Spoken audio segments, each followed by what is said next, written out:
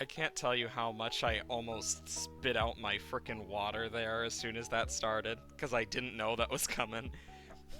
I literally just have DMCA free lo-fi beats, and I found a video game one that's copyright free, and I'm like, okay, might as well. And this came up.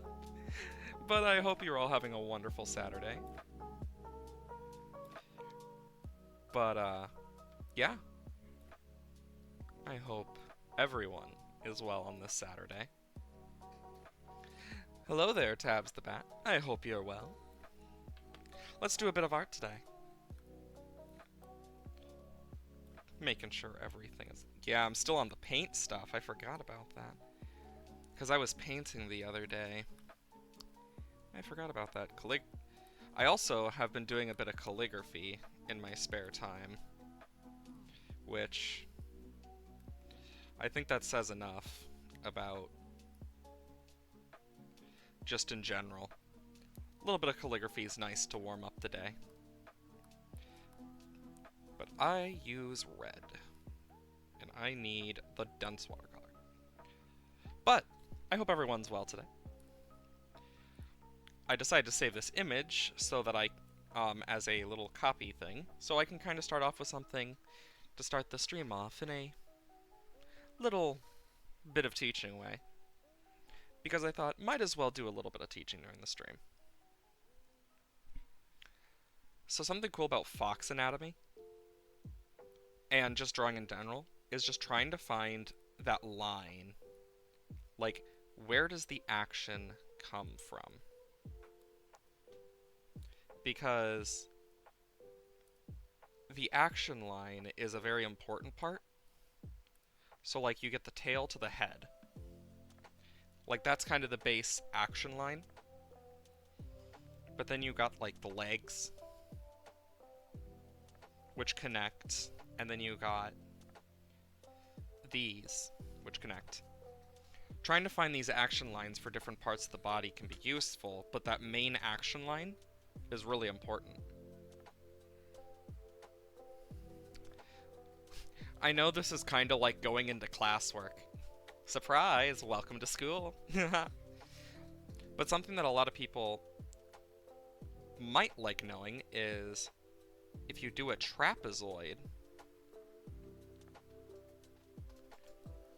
I highly suggest doing a trapezoid for animal heads. I'm mainly doing this so you guys kind of know. Making sure everything is up and running. But how are you guys today?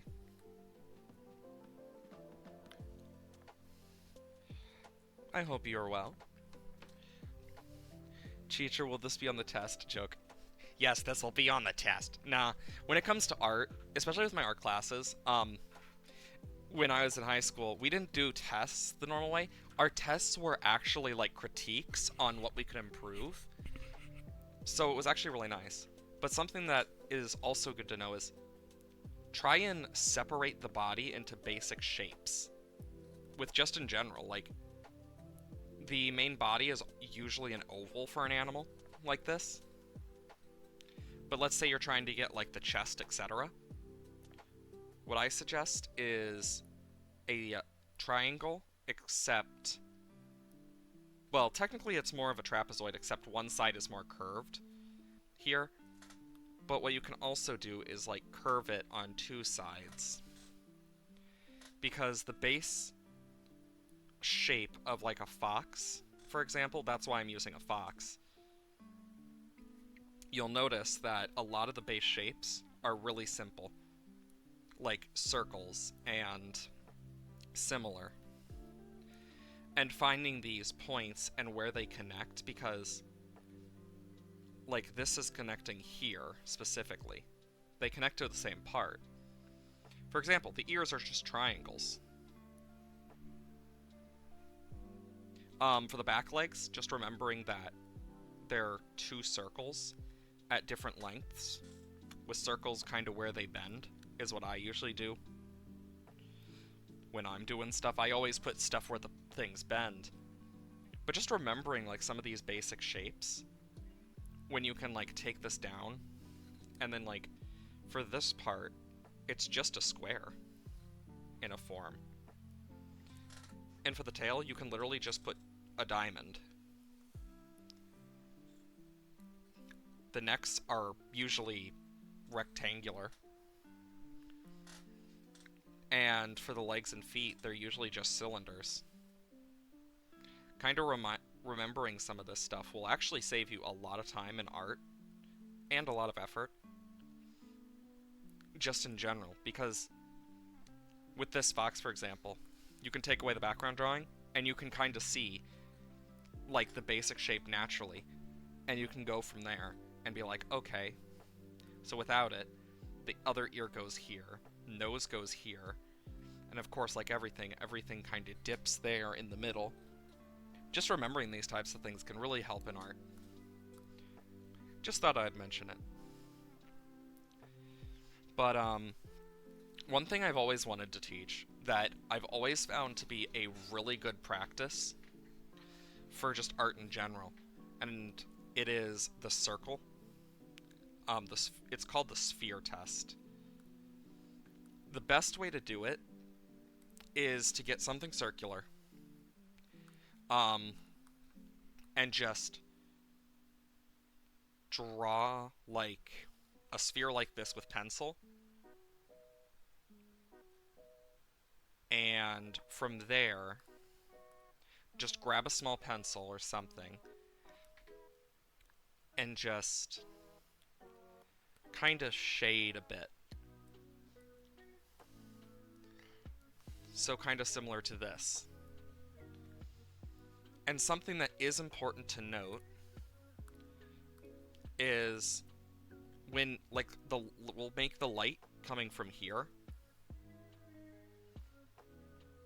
So, like, the light is always coming from, like, up here. It's a more diagonal. But instead of showing up here, it will actually show up here, where the highest brightness of the shine will be. These things are important to remember, especially when drawing this, because light is a very interesting yet delicate subject when making art, especially if you're going for shading. Like, you can see I'm accidentally coloring out of the lines and stuff, but that doesn't matter. What matters is just taking the time and just effort to even do like a little bit. Because, and for this, something a lot of people mistake is forgetting that it actually curves down like this on like cylinders and spheres instead of like going straight in. And that's a very common mistake that you'll see a lot. And I'd be lying if I said I haven't done it too. Hey Void, hope you're well today. I'm just teaching a bit about art. Also, I thought I had certain logos showing. Guess I didn't. I'll do it later. But it's always good to kind of remember these types of things when drawing. Just small stuff like this. Like this, like take this as a basic thing. But what's nice is when you can take like your fingertip, for example, and just blur it a bit. Like I usually use my fingertip. My fingertip tool is not very accurate though. A more accurate to how your finger will actually affect this, especially if you're using it, I would say is the kind of like blur blend mix that I have, because of certain reasons. Gotta make it a little thicker. But it will kind of take a little bit of shape like this. And you'll notice like already that certain things are taking shape. And this is where you'll notice a lot more, is as you slowly add more shading.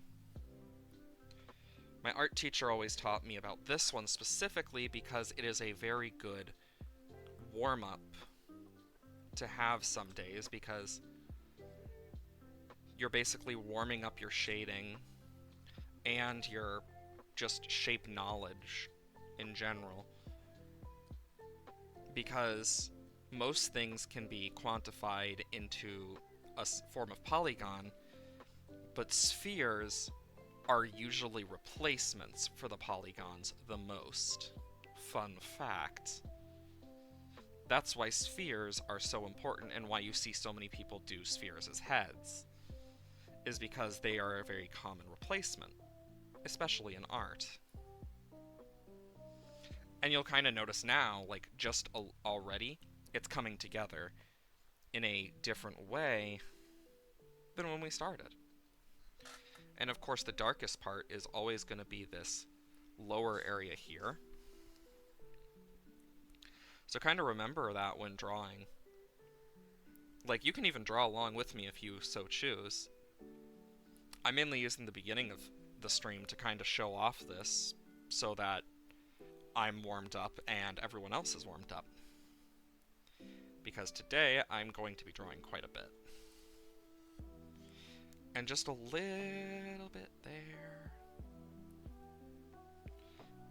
And now, for the long part. And you'll be wondering why I'm doing this, but you'll see afterwards, because all you need is an eraser afterwards. And you'll kind of notice more. Like, if I do a bit... Ooh, that's pretty dark, but it's good enough for now.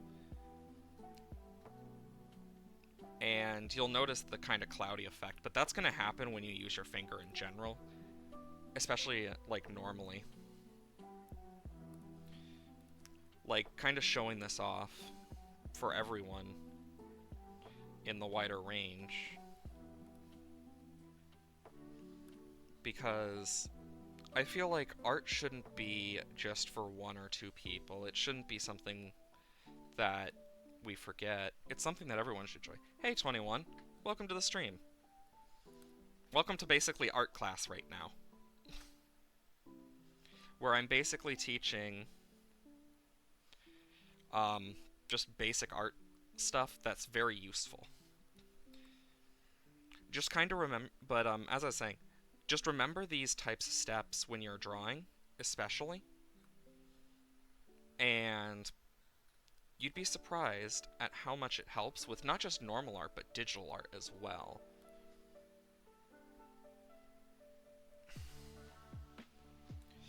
Because it actually helps a lot more than you'd think. And you'll kind of notice it already where I've done certain areas. But as I add darker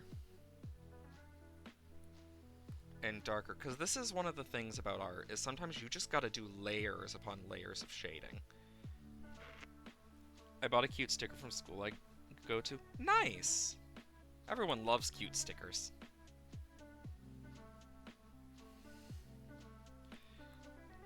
So from this, I'm just kind of showing off this, but here comes the fun part, at least for me. You'll notice, I'm going to fix this here, because, yeah. But this is where you kind of do the shine part. You slowly just erase, but never do it exactly. It has to be partially off, because that's how light works. And then this is where it all kind of, like, stretches out from here.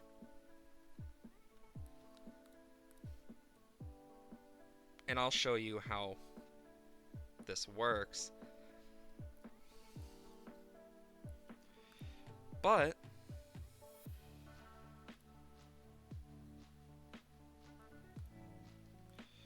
I'm trying to make this, like, very spherical in nature. so you can kind of see this. And it doesn't need to be perfect. Like, you can already see it's not perfect, but art doesn't need to be perfect. Art is subjective. Hell, the whole reason people got pissed off about the banana thing, I find hilarious even now, because that was the point of it. But here's something cool that you can do with art.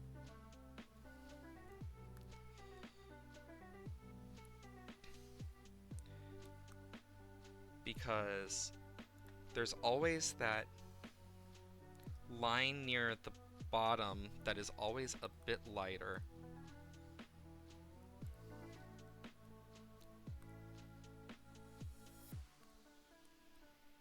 There we go.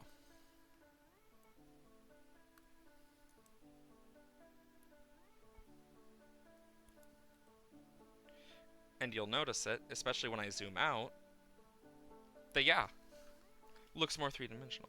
It's a corgi in a shark costume. Oh, that's adorable.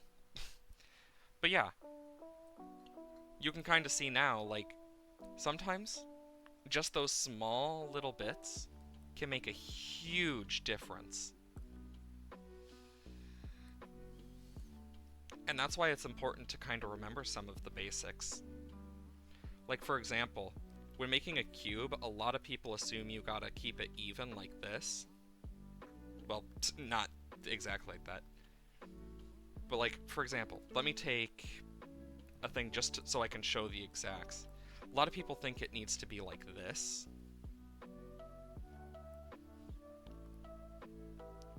What did I have this at? 17? Like, a lot of people assume it has to be very like this. But in reality, if you're trying to make an accurate one, it's gonna be more like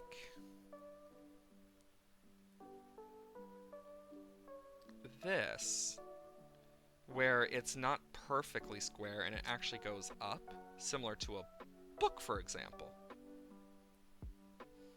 And you'll notice, especially when I add like these last lines here for the background, it looks a lot more three-dimensional. Remembering some of these basic things about just art in general, but also like shapes and sizes of things, can really change your whole perspective and how you draw. Just remembering even the basic shapes of the fox that I showed earlier. Just the basic trapezoid that I showed. Like, for example, you can do this, but let's say you want it to be longer, you can always do this, add smaller triangles, and make it more of an anteater. It's all about the way you use your shapes. That's always the base of art, is shapes. Using shapes and color to your advantage. Something that I saw recently, due to a friend sending it to me, is PewDiePie did a thing where, like, for 100 days he drew, and you could see the improvement. And something that is important to remember is not everyone improves at the same rate, but just remembering some of the basic shapes that you can use just to make a human body in general. Like, you could do mainly triangles and still make a working human body in terms of look, even if you never realized. Just a mixture of triangles can do so much. Just try thinking about small things, and you can get pretty far. That is what I have found. And it can even be something as small as, like, for example, let's make an eyeball here. Something a lot of people forget is the eyeball has these little tear duct areas. And then, of course, you got the wrinkles above the eye and below. Then you got the parts of the nose and where it wrinkles. But, of course, you got the main iris. But then you got the pupil, which can change size, be smaller, be larger. But it's always good to kind of try in the middle. And then you kind of fill it in and fill it in because the pupil. But then there's always that little shine. And it's good to remember those little things. Just look for small bits. I think the reason I like the watercolor the most is because it actually works out better. So one of my teachers doesn't understand I don't trust myself with power tools. Oof, that sucks. I will say one thing that is interesting is one of my teachers taught me this. Do a bunch of check marks in a row like this. Like check marks and check marks. And you can get of different varying sizes, shape, just check marks, and you can make a really nice looking eyebrow. It's all about small details. When you're trying to make something detailed, even small details can make a huge difference. Like, for example, if I open up this, for example, not even finished, but the first thing that usually draws people's eyes are the eyes and the face, just in general. But one of the things I have people draw to with this, because of how I've done it, because he has darker eyes naturally that I just haven't done, is the crown and the gemstone. Finding good draws for the eyes can also be very useful in art. Just finding small things, big things. Like even noticing where you make mistakes, like right here, by the shoe. Noticing where you've made faults, like small stuff. Like here, this needs to be pointed a bit, and instead of this, it needs to be more of this, where it kind of like bends like that. Noticing small things like that can be very difficult, but you'll learn over time. It is something I've taught myself to do, and a lot of people do learn. So it's always good to kind of remember those types of things when doing art. And the same goes for a lot of art pieces. Like, let me pull up, for example, this one's a good one. It's an older drawing of mine, and you can tell. Gauntlet, but you can see where some flaws are. Like, especially now that I have gotten older and have done more art, I can see the flaw with this because it needs to be more like just curved down, but not too much, and it needs to curve better. The eye needs to technically go back a bit, but things like the gem,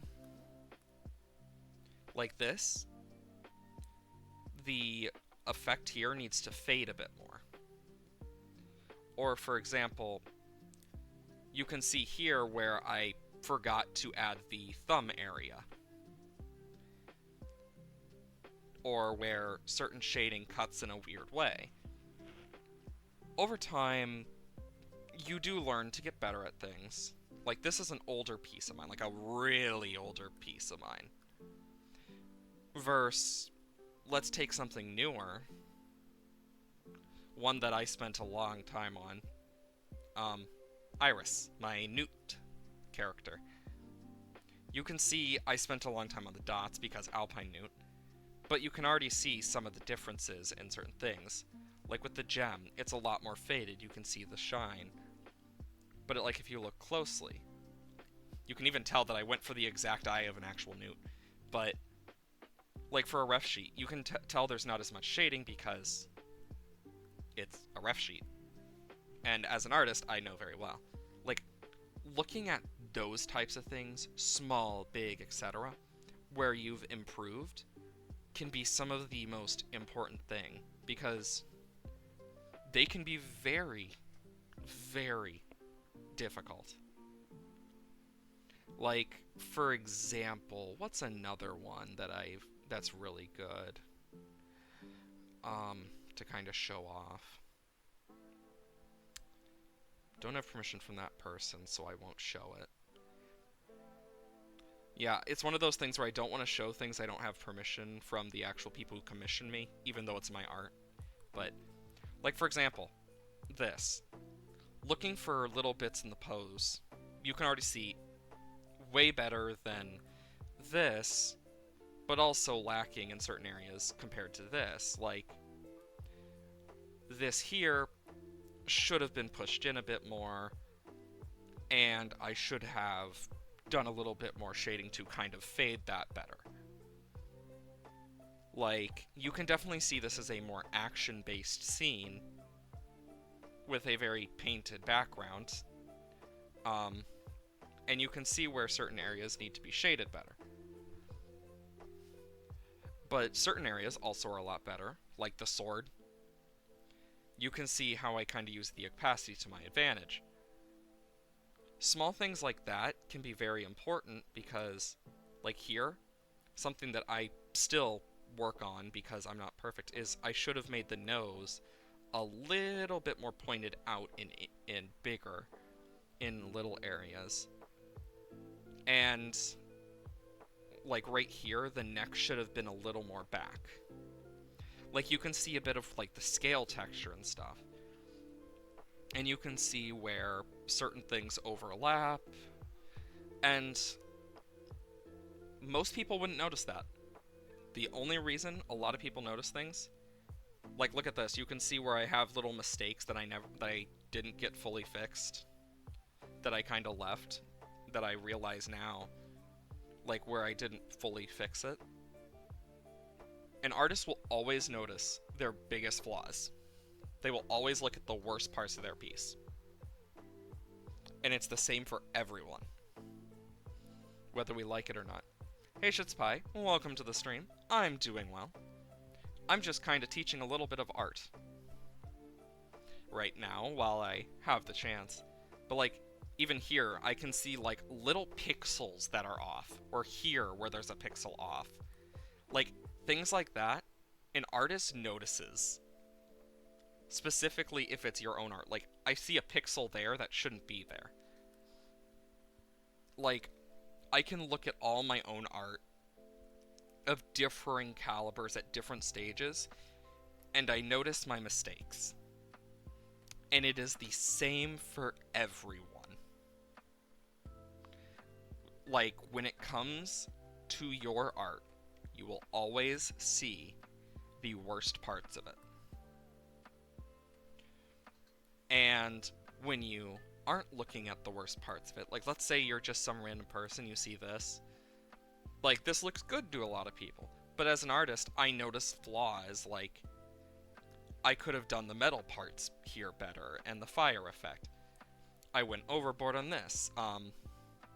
This could have been done better with the eyes.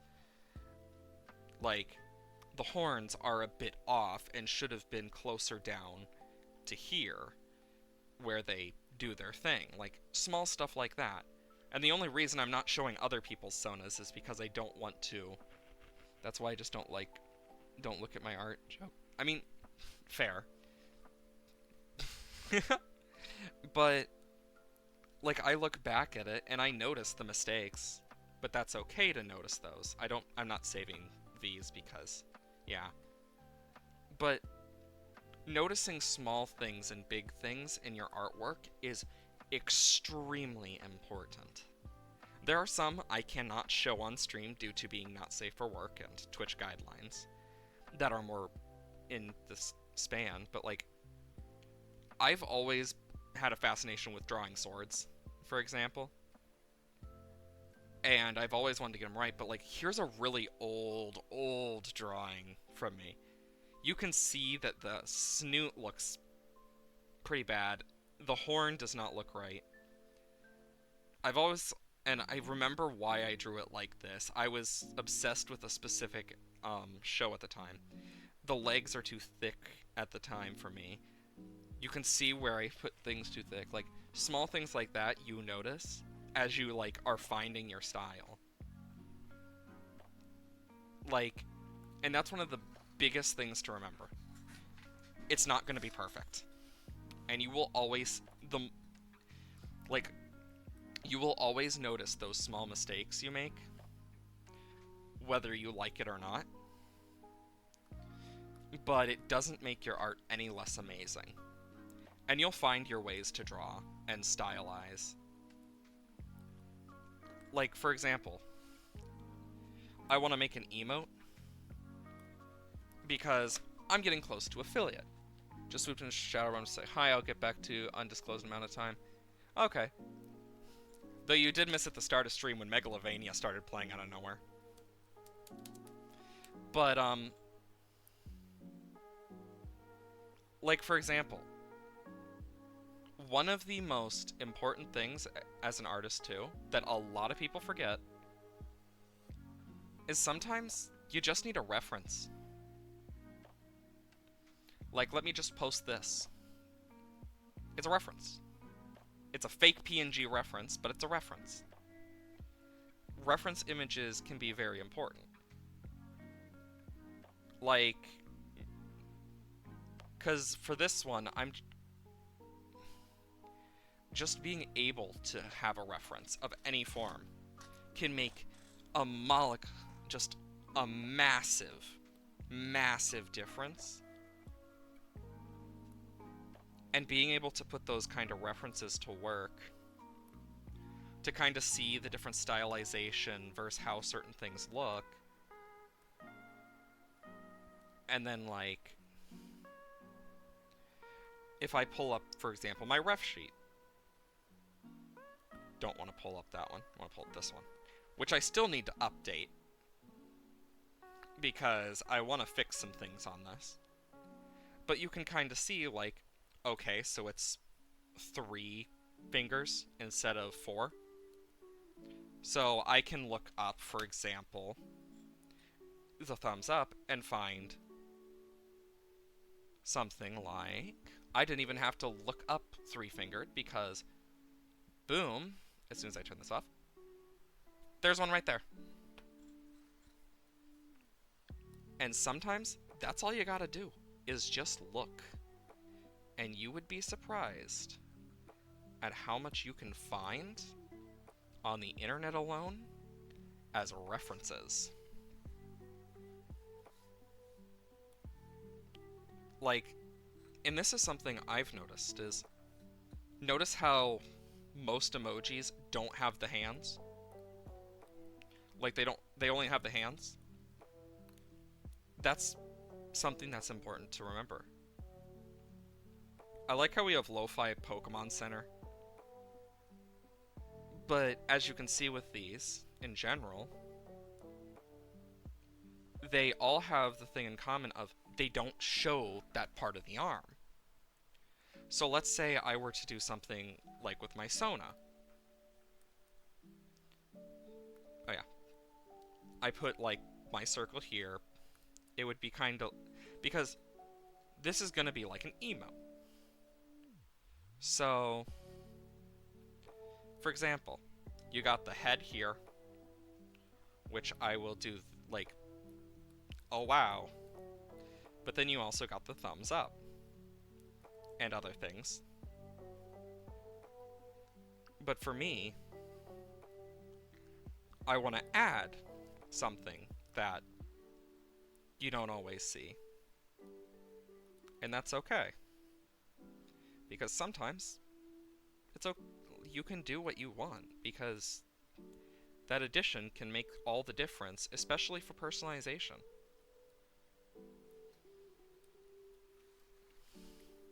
Like, this may look like a just bunch of just random shapes and shit, but for me, I understand this. I'm able to see the path the arm takes into the hand where the thumbs up is. And I know it's kind of weird for people who don't see it the same as I do, but that's okay. Because finding, like, these points that you can, like, take and use to your advantage, and keeping that style that you oh so prefer, or even are working on. Finding that balance can make all of the difference. Because with a little bit of balance, you can make something that you may not expect. Something that even might surprise you, even if you're a more talented and well-versed artist. Like, I surprise myself sometimes. Because, yeah, sometimes you will surprise yourself. And that's okay.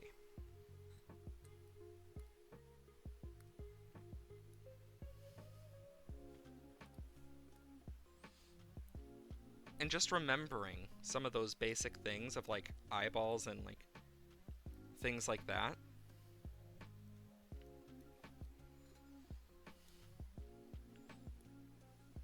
And even just setting out these basic, like, shapes of, like, what you want to do. You can get some pretty interesting little emotes, but also some interesting little things that you can build off of.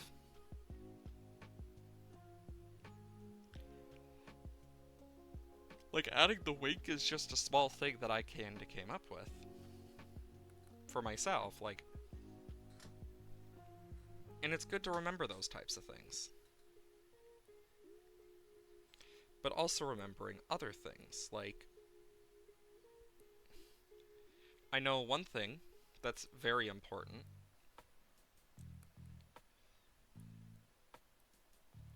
That's literally the whole point of this, is the hand. And you can already see where I'm having issues with it. Hands are some of the most annoying things to draw. And I think the best way is to kind of look at these. How, like, for example, let's take a real hand. You got a very square structure. Though you could technically... Yeah, because it fits the square. Each finger fitting a cylinder of some sort. But when all together, create a very nice rectangle. And that rectangle can mean a lot. Then just the finger by itself,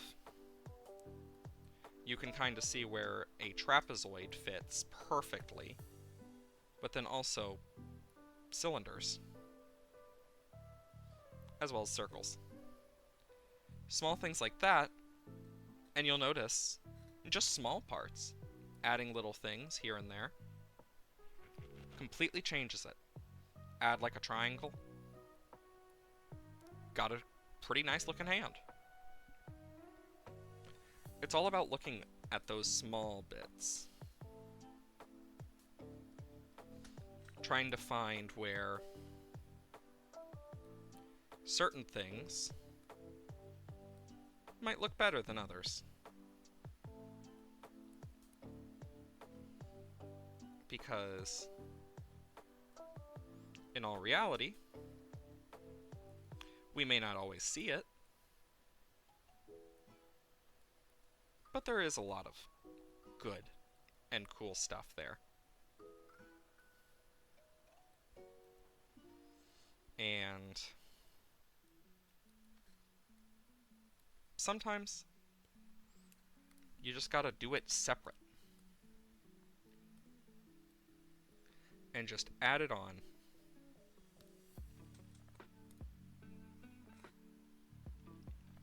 And boom. There you go. Nice little thing.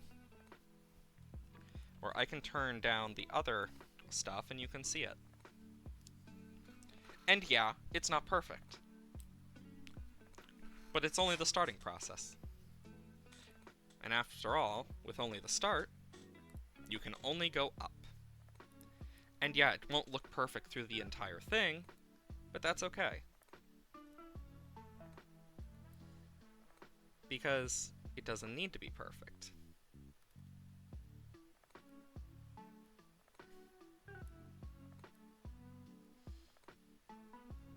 Because I know for me,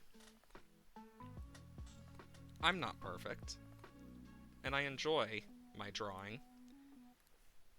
and I enjoy how certain things work. I am a very weird person to some, but to others I'm not. You just need to know how to use certain things. And that's really about it, is figuring out how to use your skills to your advantage, especially in art, because it's not going to be easy all the time, but does it need to be? If anything, that process is a very important process because it helps us learn and it helps us grow, but it also, as you can see here, can help us in many, many other ways. I could fix that thumb up a bit.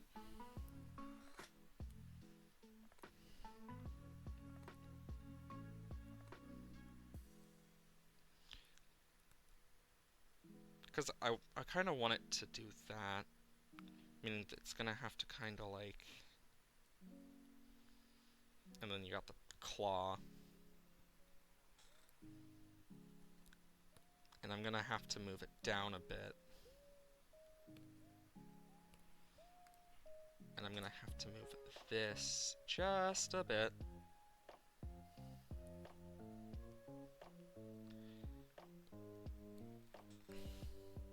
And then I can move this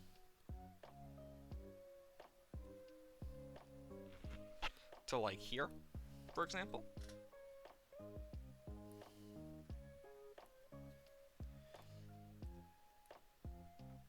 And just boom. And sometimes that's all you need to do.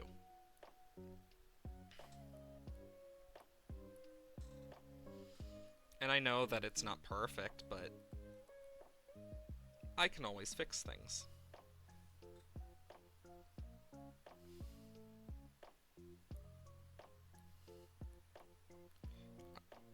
And do this. And this. But I do hope everyone is, like, having at least a relaxing Friday. The week is over, so that's a plus. I did watch the new episode of Hazbin Hotel last night. And it was really good. Season finale was amazing. I got surprised by some things, that's for sure.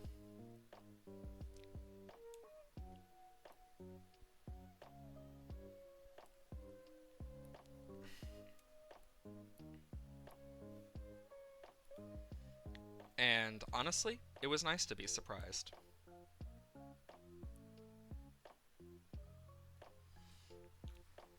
I love when I get surprised by shows like that. And the crazy part is, like, it wasn't just a normal surprise, it was a big surprise for me. I was like, holy shit, that caught me off guard. And it's always nice when you get shows like that that catch you off guard. Should probably just get rid of that. But now what I can do is size up. Meaning I can give this the proper size and attention it needs. And I can already see, like, where certain issues are that I need to go through and fix, but still a start. But I can turn off the two bottom layers now. And I need to kind of fix the face.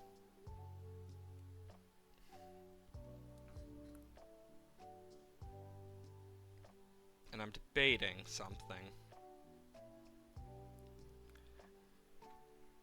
And I will say, it is nice, though, to finally, like, get, like, the ending and find out more. And I will say, sometimes it is so worth it to just kind of take it away from the piece alone and just look at it yourself. Add to it as you so wish and desire. Because that might just add the little bit you need to fix it.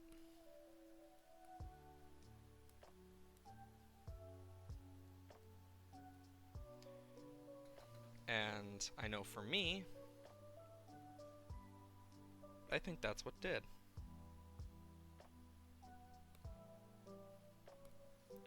Because I can turn this off for the most part.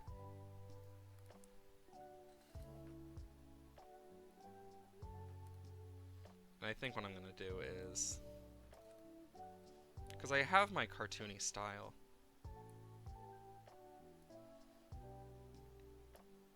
and just being able to have this real quick so I can check.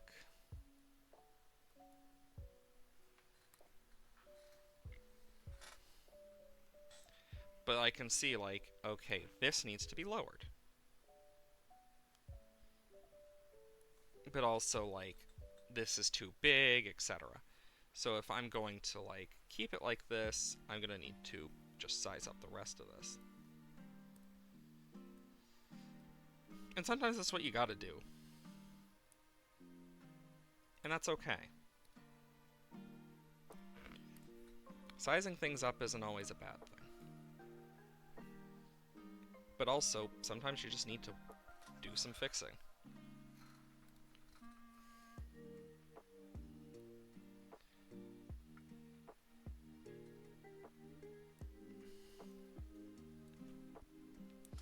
Sometimes, it's the small things that make the biggest difference. Just add a bit of that floof.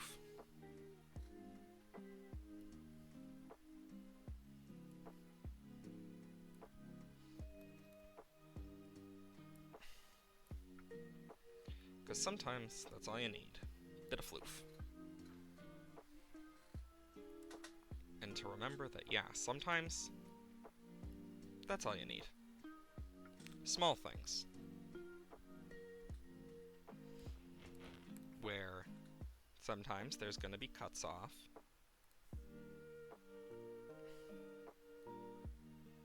But you'll figure things out. Even if you don't think you can, you always will. Even if you don't think. That's part of it. Figuring out ways around things in cases that you need to.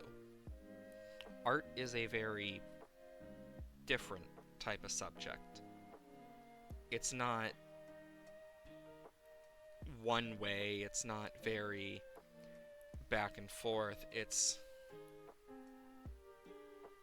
its own thing. It's a medium of different aptitudes and forms and feelings than we may even realize.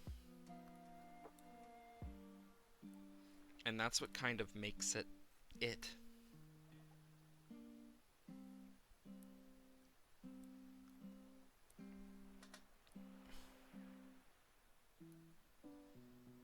Because you add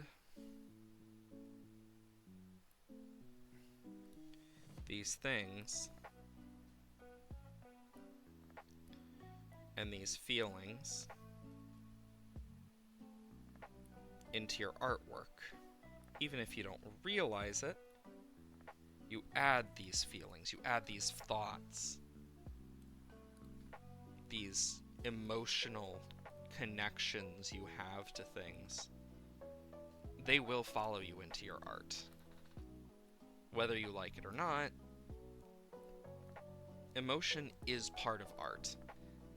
The soul that comes with emotion is part of art. And not everyone likes that, but you don't need to like it. That's just art in general. Art is a very emotional form of expression. Every line, every positioning, whether we realize it or not, it's affected through emotion. Just like most things in our lives. Emotion dictates more than we realize. And it can lead to creating all sorts of new environments, feelings, thoughts.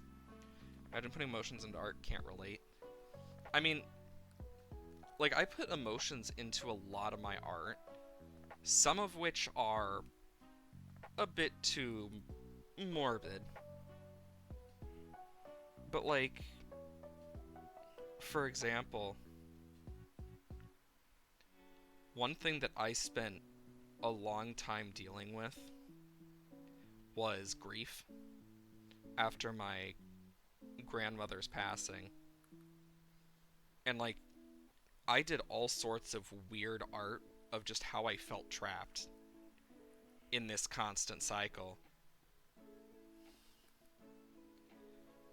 Where, like, because I dealt with someone who was addicted to smoking as well in my life, and it just felt like I was part of it in my own regard. Like, some of the stuff, like, for example, one of which that I just did, like, that I just drew one day, not even thinking about it, was this. And it's literally just searching for some light in the darkness past the small fire. And that's one of the biggest things about art, is finding that bit of emotion. That's what I have noticed a lot of. And I know not everyone is into that type of stuff and might say, oh, that's corny, but corny is okay. Is it really bad to be corny?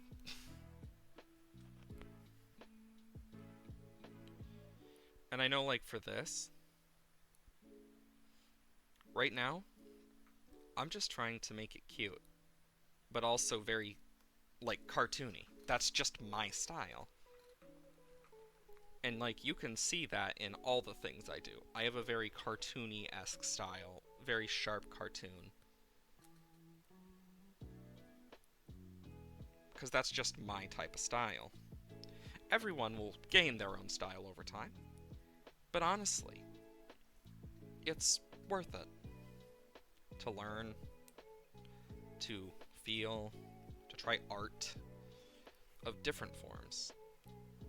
And I know some people want to be lazy and use AI, etc., but it's worth the time. And it provides a lot more just relaxation and mental health than people may even realize. It's therapeutic in its own way. That's why art is used a lot in forms of therapy. Like, right now, what I'm doing is I'm just adding, like, things where I see fit, just to add little bits of detail. That, do they belong? No, not all of them. Some of them are going to be completely different when I actually do, finish this project. Like, they probably won't be there. But doesn't make every less part of the point of the process. The process is how we get here. And that's one of the biggest issues with AI that I have, is you lose the process, and you lose a lot of that emotion, that soul, if not all of it. And you lose the person and the feelings that come from it. And without that, it gets boring. It feels stale. And removing part of that staleness, while difficult, is worth it.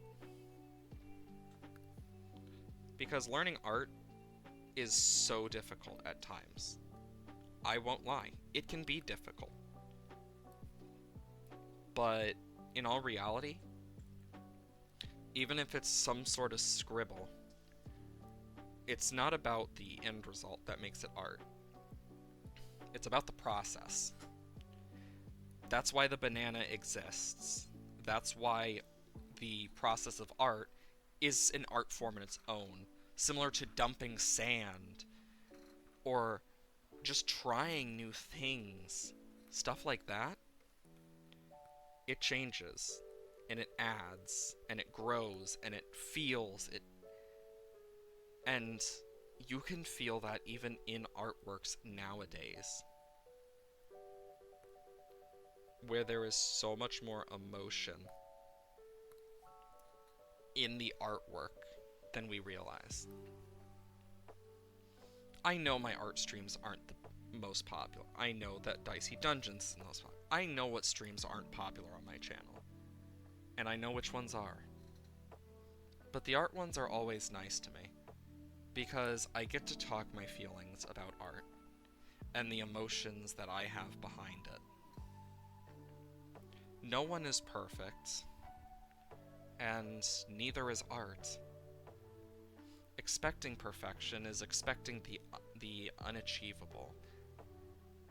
No one is going to be perfect, and being perfect shouldn't dictate you.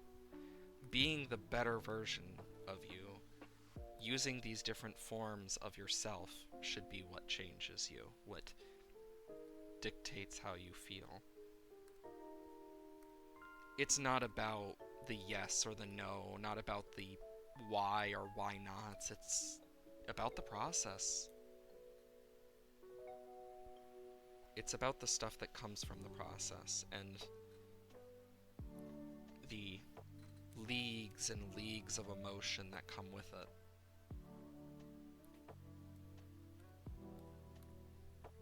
Because art is emotional.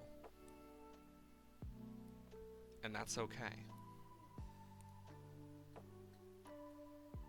Being emotional with art isn't a bad thing.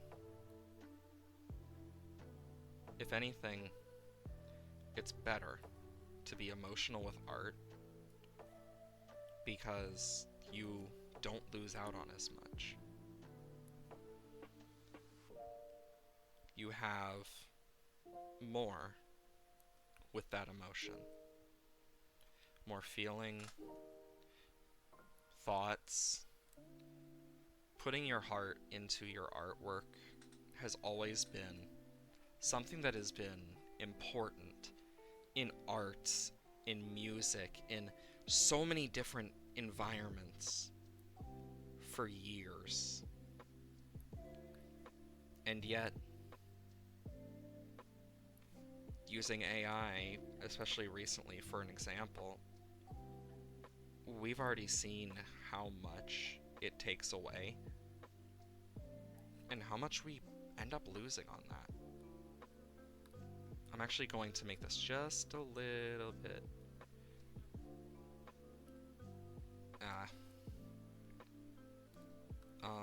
let's see. So I wanted to do this, but I just want to add like a tiny bit. Not too much, but enough. Because art is our lives in some form. Without art, we wouldn't have buildings. We wouldn't have phones. We wouldn't have a lot of things without art. And that's what makes art so special. It is the reason we have the things we do.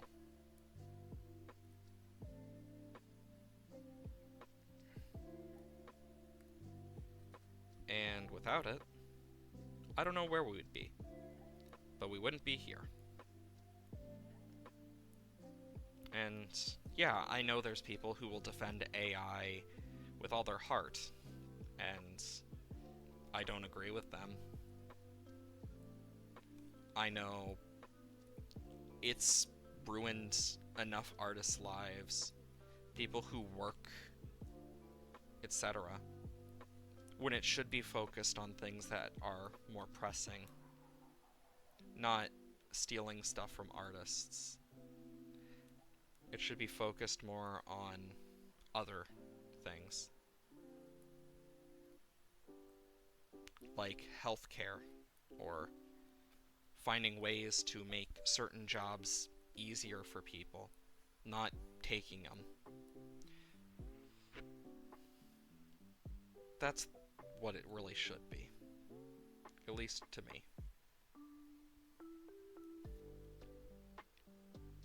And I know it's not everyone's opinion. And I think the most important thing is to respect people's opinions, but also respect that sometimes there is points where you're going to be wrong as well. And it took me years to want to accept that at times, to accept that I'm wrong about things. And yeah, it's still difficult at times to accept when you're wrong, when you mess up. But you want to know something? It's okay to mess up. Messing up is normal. And if we didn't mess up, there wouldn't be the world we have. We wouldn't have a world with as many unique things. We wouldn't have all the good as well as all the bad. But without the good, it becomes stale and boring. And you lose a lot of that reason to stay and fight, to want a better world. You lose a lot of that. And it's sad. But you know what? Doesn't mean you still can't fight for it.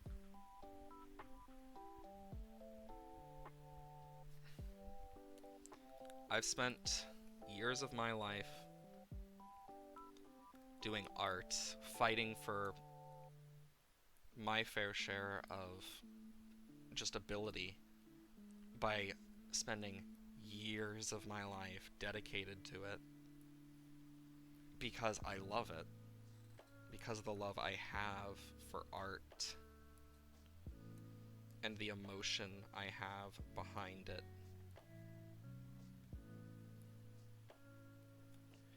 And yeah, that may seem weird to some,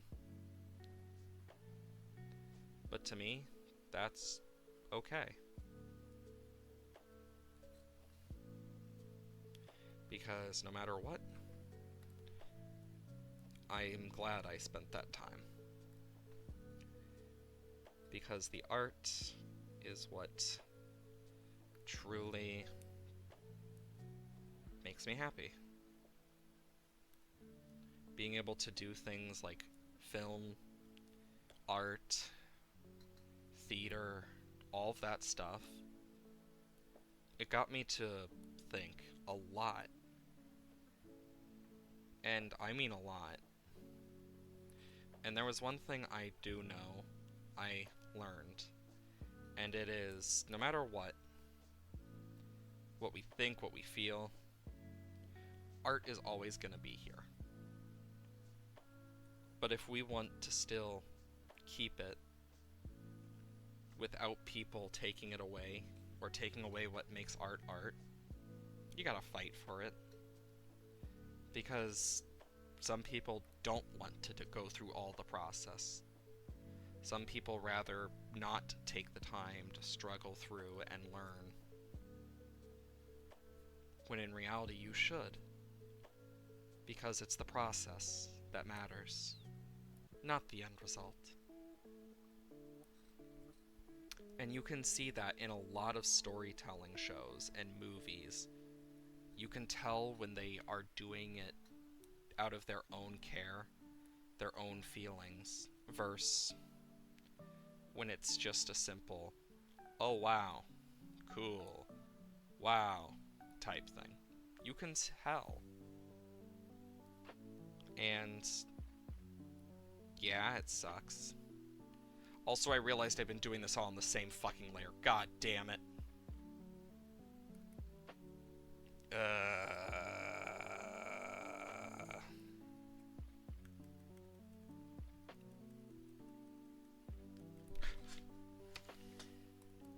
That annoys me.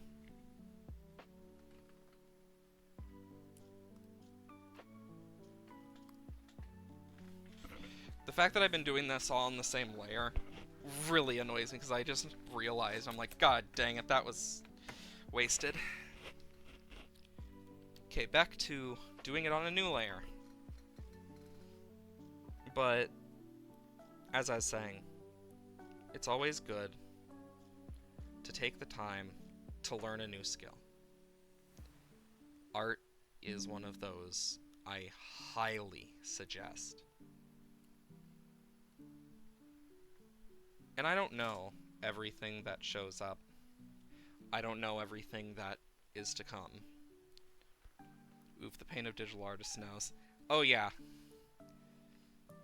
Like, I think that's one of the biggest things a lot of AI bros just don't want to deal with that I found is they don't want to deal with failure, or they are just too lazy to take the time to learn. Or, in the case of one of my friends, they just didn't have anyone who told them you can do it or help teach them. But all you have to do is ask. I will tell you now, if someone came up to me and asked me, hey Kayas, could you teach me how to draw? Or, hey Kayas, could you teach me some ways to use my art? Or do art? I'd be happy to. Because I know what it's like to struggle with art. I know it's difficult. And I know where things can suck. But I also know that art is important for everyone. And that includes even those of us who think we can't do it. Everyone deserves a chance to be able to draw. But AI is just taking away that chance. And that will always be my biggest just hatred towards it. Is it takes away all of that creativity, stuff like that, and it removes it. It removes what makes art special. The creativity and the feeling, the soul, as well as the learning experience. It takes away all of that. And that's my biggest gripe with AI. And just in general. You shouldn't take away the soul. Because if you do, there won't be any left to dream. And there won't be any left to grow. And you will lose your strength to work and to feel and to get better at what you do. For what is strength but what we use? How we use it, how we change, how we grow. What constitutes that strength? more than art. A place where we can let our soul just fly. And a place where, despite everything, it's still us. And that's okay.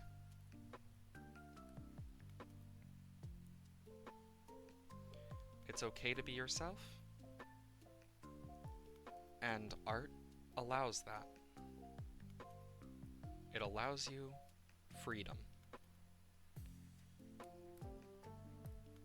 And that is important.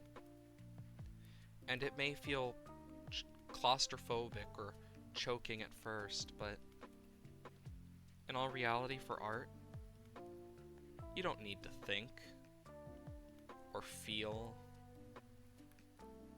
because naturally, your conscience, what emotions you actually have in there, the feelings, the thoughts, they show through. Whether you like it or not, they will. Doesn't mean it will always be obvious, but they'll still show through. And that's okay.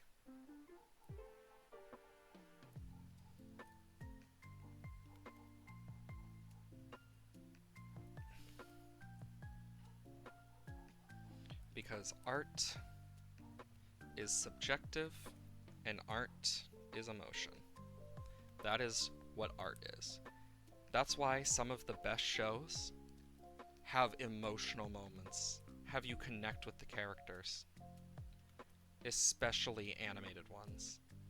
When they show emotion, that's why those always end up better for people, because they can connect, whether intentional or not. That is what makes art art, is that connection, that feeling, and that raw emotional impact.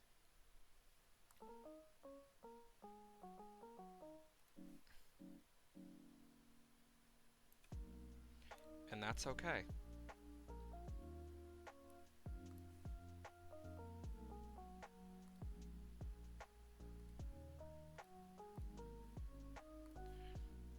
That raw emotional impact is okay.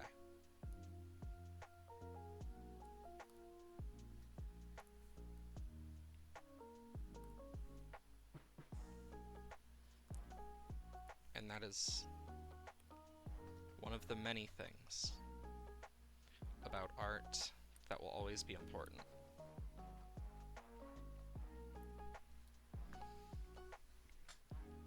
Me moving all sorts of ways right now.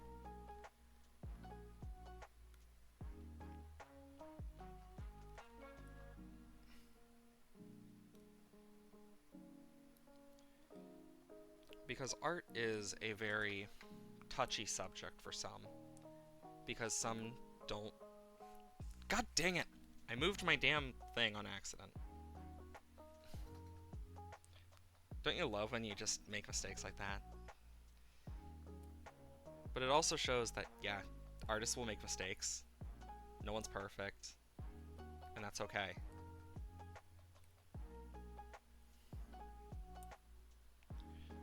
Mistakes can make art more beautiful than we'd think.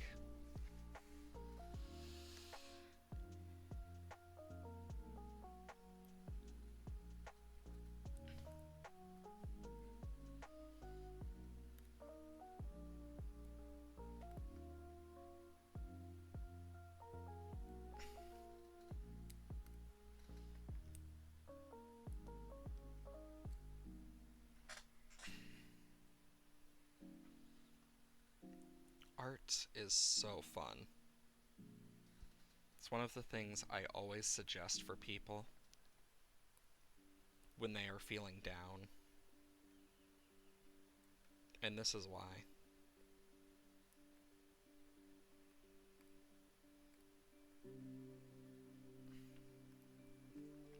Because there's so much fun in art if you just give it a try.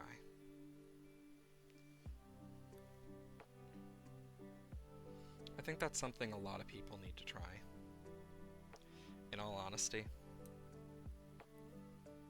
Just taking time to think, to feel, and just draw. It'll bring out more than people think. Not everyone will like it, but does it need to be liked by everyone? Doesn't matter what they think of your art.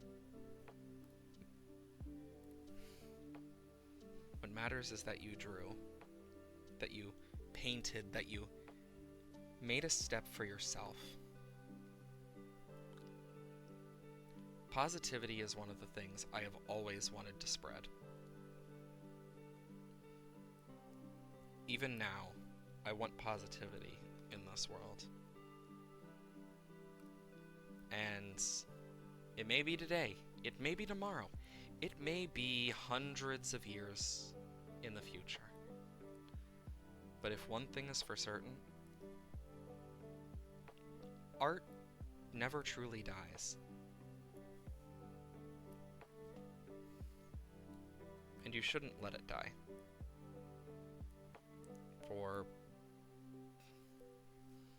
it makes us the people we are. It shows a different side of us. One we may not have thought possible.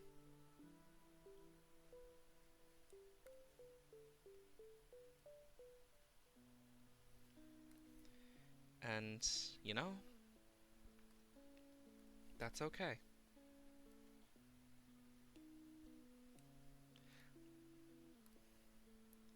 Because that side of us will always be here. No matter what we do, no matter how we feel, art always finds a way to make its way into our lives and to always show parts of us that we may not always realize. And that is okay.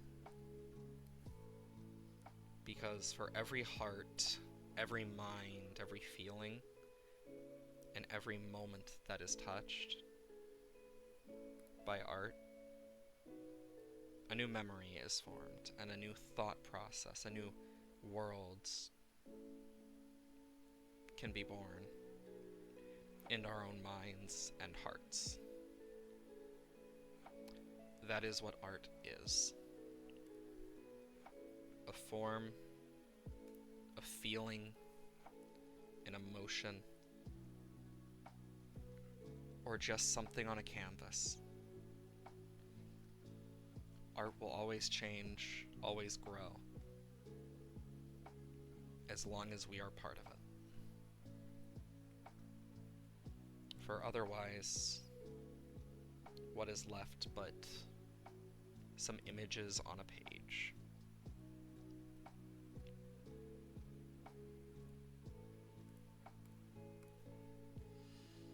And I think that's something that's good to remember.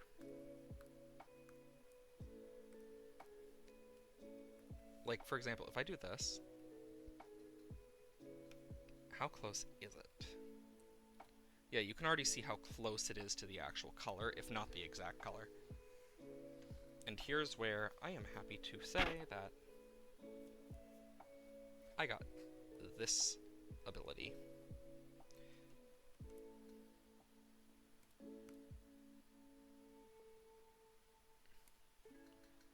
But the whole plan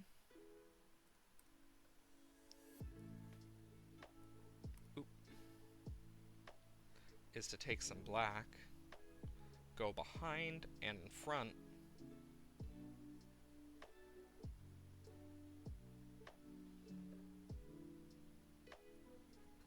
which honestly this looks sick as hell.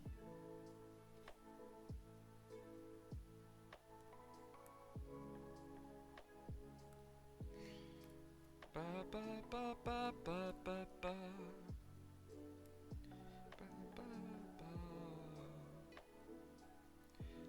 But like you can already see that I'm like going out of my way to just add bits.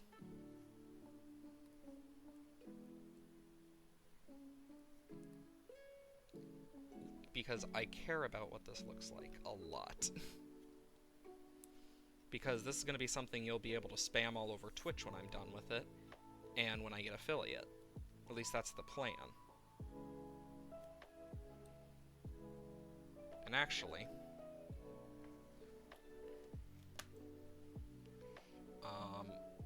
save pictures, stickers and emotes, I guess.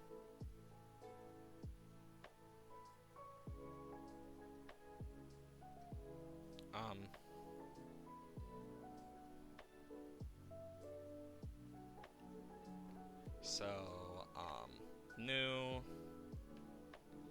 folder, Twitch, emotes.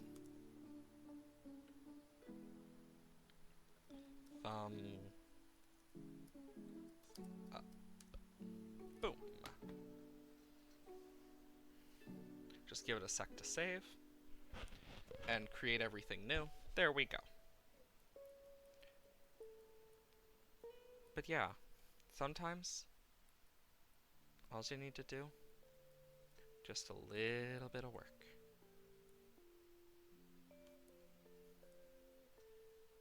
I love art. It's one of the many things I really enjoy. I know that it's a shame that it's not like a popular thing on my channel. Like, because I would love it to be more popular. Ooh, that hurts my eyes. Like, I would love it to be a more popular thing. I really would. But I know it's not gonna be. I don't expect it to be.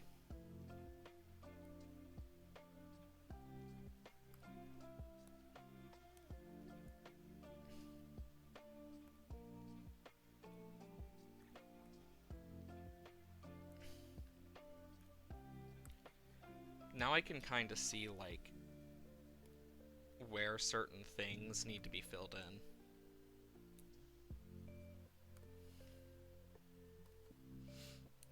And I can do that. You know, I could have totally done all of this easier and just gone over. As soon as I said it, I thought about it, and I'm like, God damn it.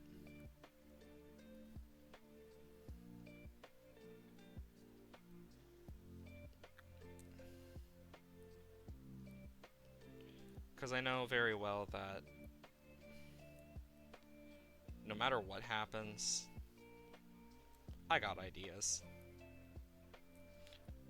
I just need to frickin' do this.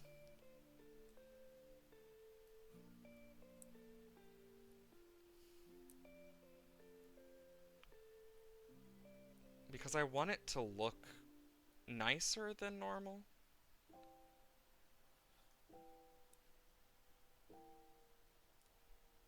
And I know I need to fix some areas. But right now, the whole point is just making this look nice. Animated emotes are going to be very annoying when I start those. Doing things smartly. I know, right? Imagine being smart. Couldn't be me. Well, in all honesty, I love drawing. And I know I spent like a good early, like, hour and a half talking about just my thoughts on art and teaching. And you want to know something? That's okay.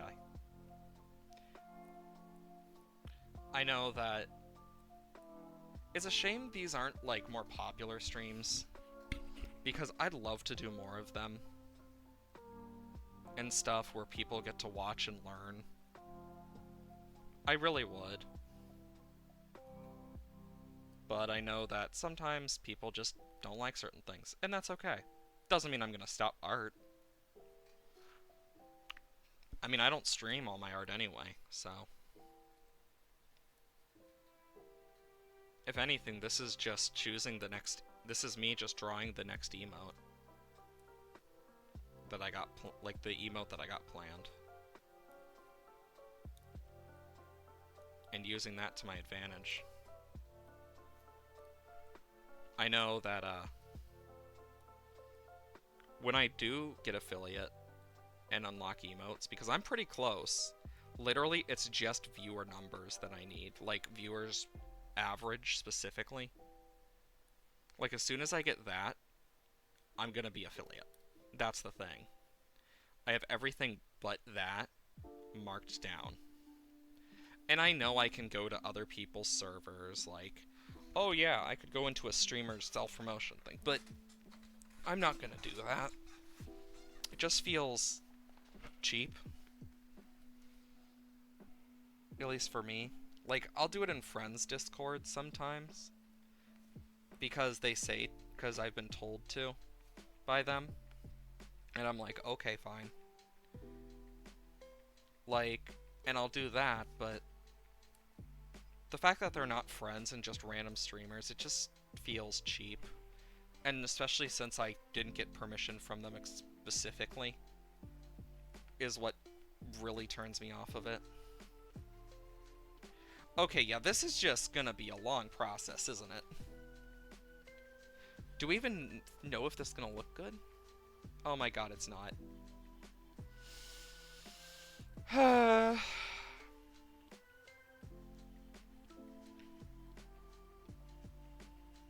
Can't I, like, edit?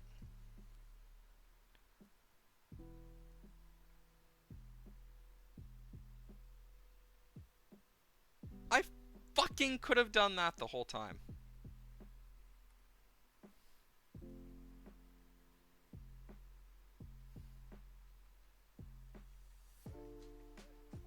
Good to know I can do that. It's really good to know.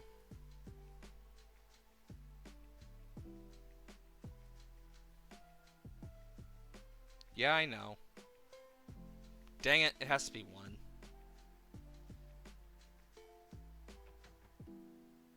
Tonal correction, transform. Clear memory, smart smoothing. View. I don't use the normal stuff. So this is like completely like, because I don't use that stuff normally, that's the thing. Window, edit.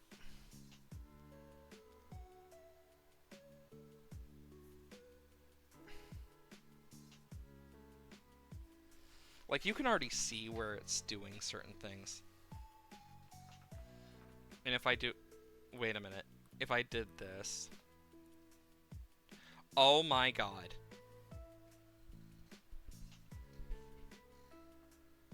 Wait a minute, edit, copy, edit, paste, edit.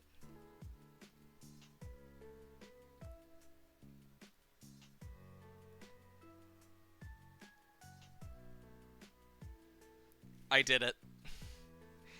Yeah. I fucking did it.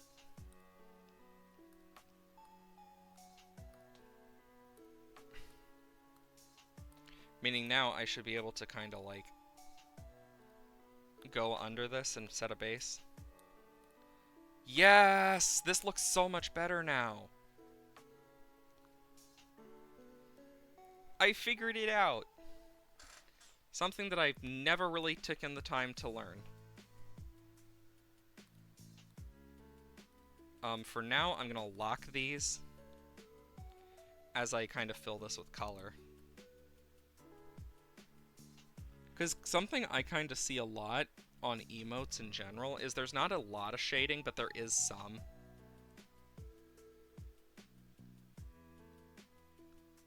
I'm glad I learned that, though, what I just learned. I think another thing that also shows is artists are constantly learning. Like, even if you think you know everything, you don't. You'll always be learning. Even if you're a professional artist. And that's something that's important to remember is you're always learning. And that is okay. Now here is going to be a more difficult and annoying part.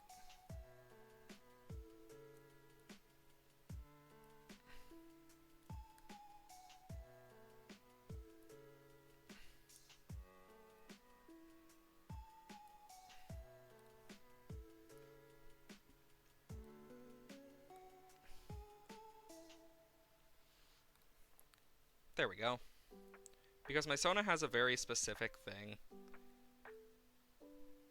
And I love my Sona, I really do. But it can be difficult to do at times if I am not, like, in the mood.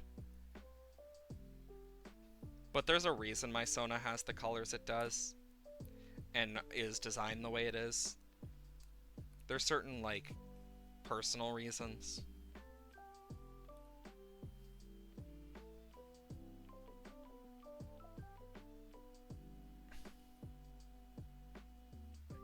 That's Pokemon music, I think.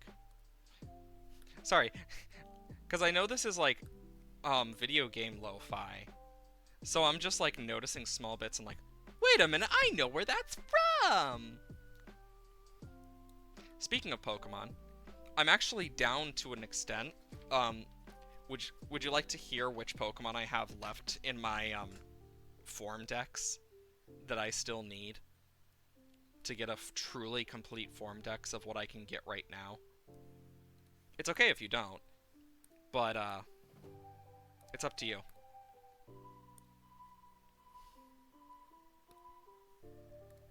Because I know I have my fair share of stuff. I know technically I don't need to ask because, you know, it's my stream. But I still like to, because it's nice and polite. And I try to be polite.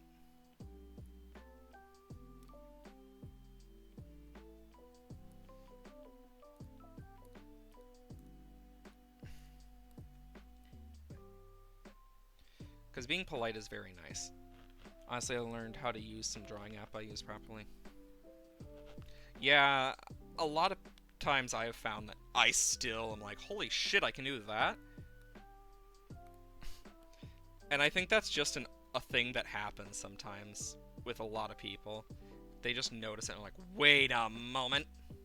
Wait a fat flying fuck. Uh-oh, Cheerio. I think... What is...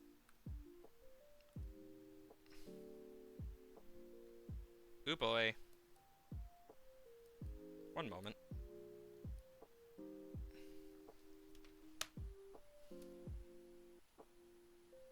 Me just pulling something up real quick.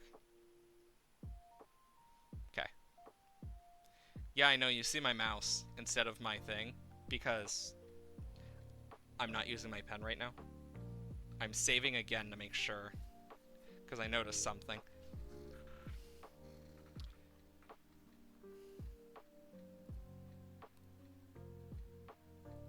Is it this one? No. Is it this one? No. This one? This one. Yeah! Doing digital art for like 5 months, to be fair, so yeah. That's fair. Everyone is new in their own regard, and no matter what, you're gonna constantly be changing as you do art. And I really do hope it goes well for you. Because you do deserve that. Everyone deserves to have something go well like that.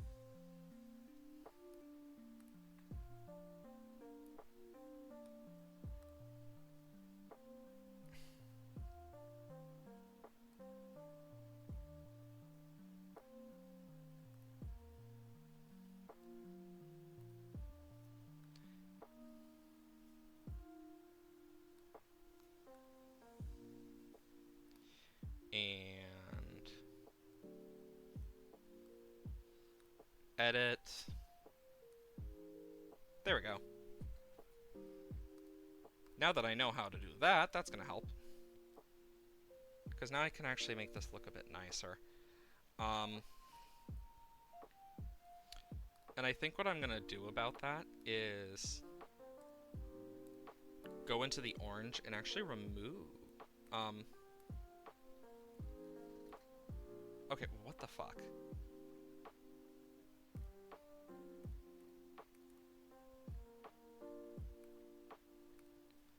Oh, I'm gonna do that. Make sure I got all the orange in. And now for the third color. Oh my god, Ends Emotion. I know this song by Heart.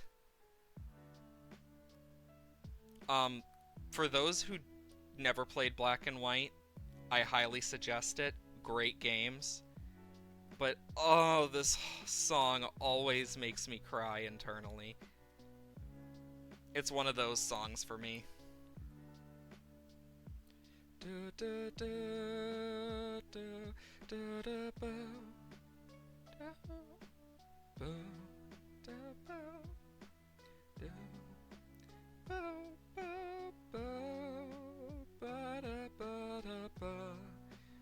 But yeah, I'm someone who really loves this type of stuff so much.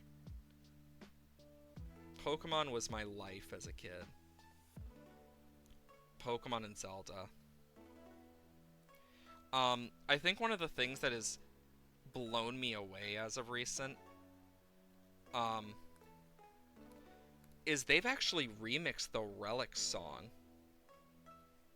from Pokemon Black and White twice within a month.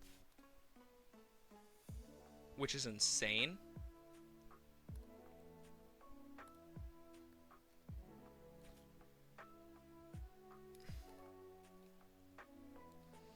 Okay, what line is that on? If it's not there, maybe it's... You know, I'm fine with that, actually.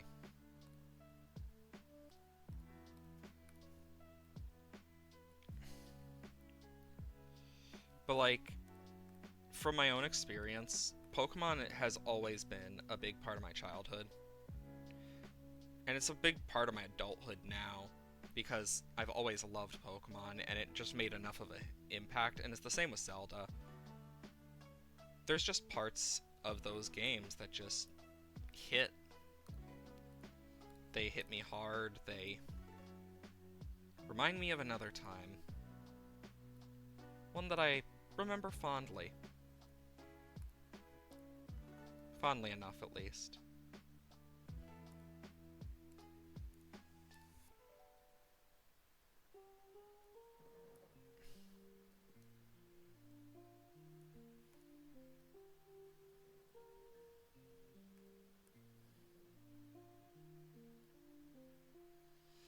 I know that Pokemon is a very fond memory, and I am happy to have it as a memory. And yeah, it hasn't done as well as it used to because of many reasons. Because fucking Pokemon Company. It's still part of it. I've only been doing digital art for like 7 months, to be fair, so ye. Well, I do hope it ends up getting better for you. You'll get used to it over time. Take it from me, you get used to it. And I think that's one of the nice things to do is just put the principles I've kind of mentioned today to work in digital art. You might just be surprised at what you learn.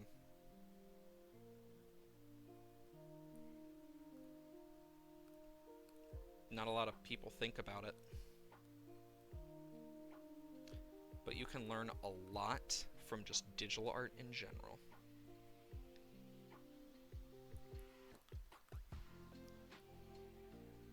Oh, this is looking so much nicer now.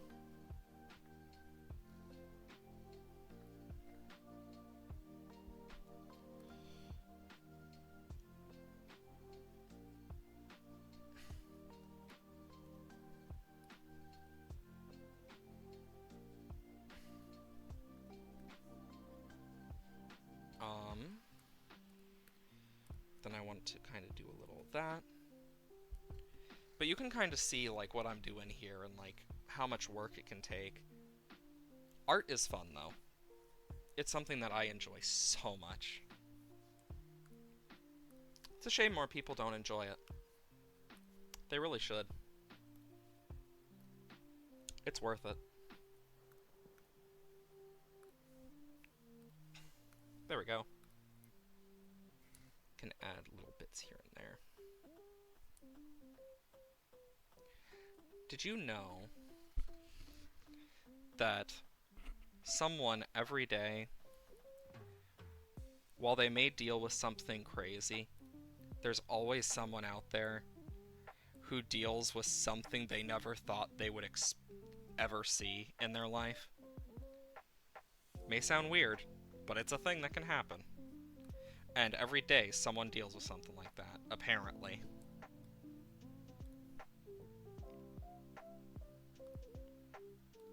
That's Cyberworld from Deltarune, Chapter 2. The fact that I can, like, remember these and stuff says something about the type of person I am. Like,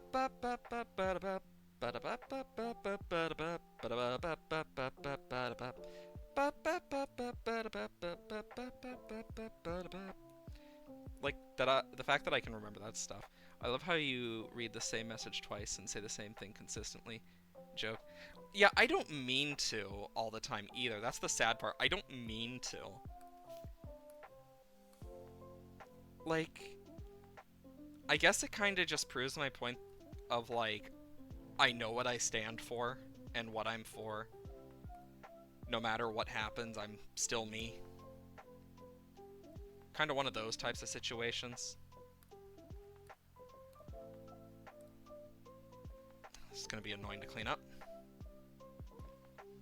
But it's worth it. Like, I'm someone who knows what I stand for. I know what I do, I know what I feel. And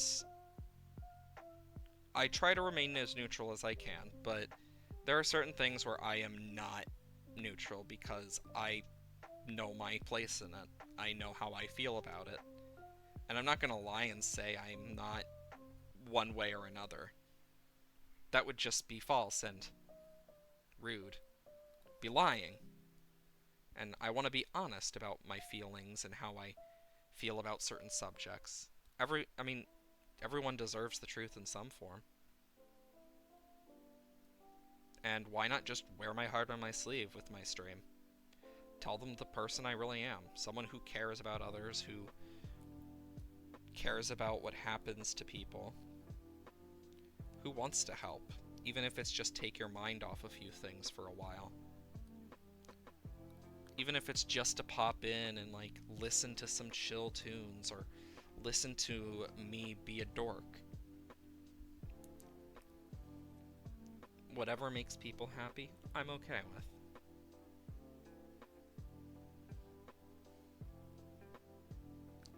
And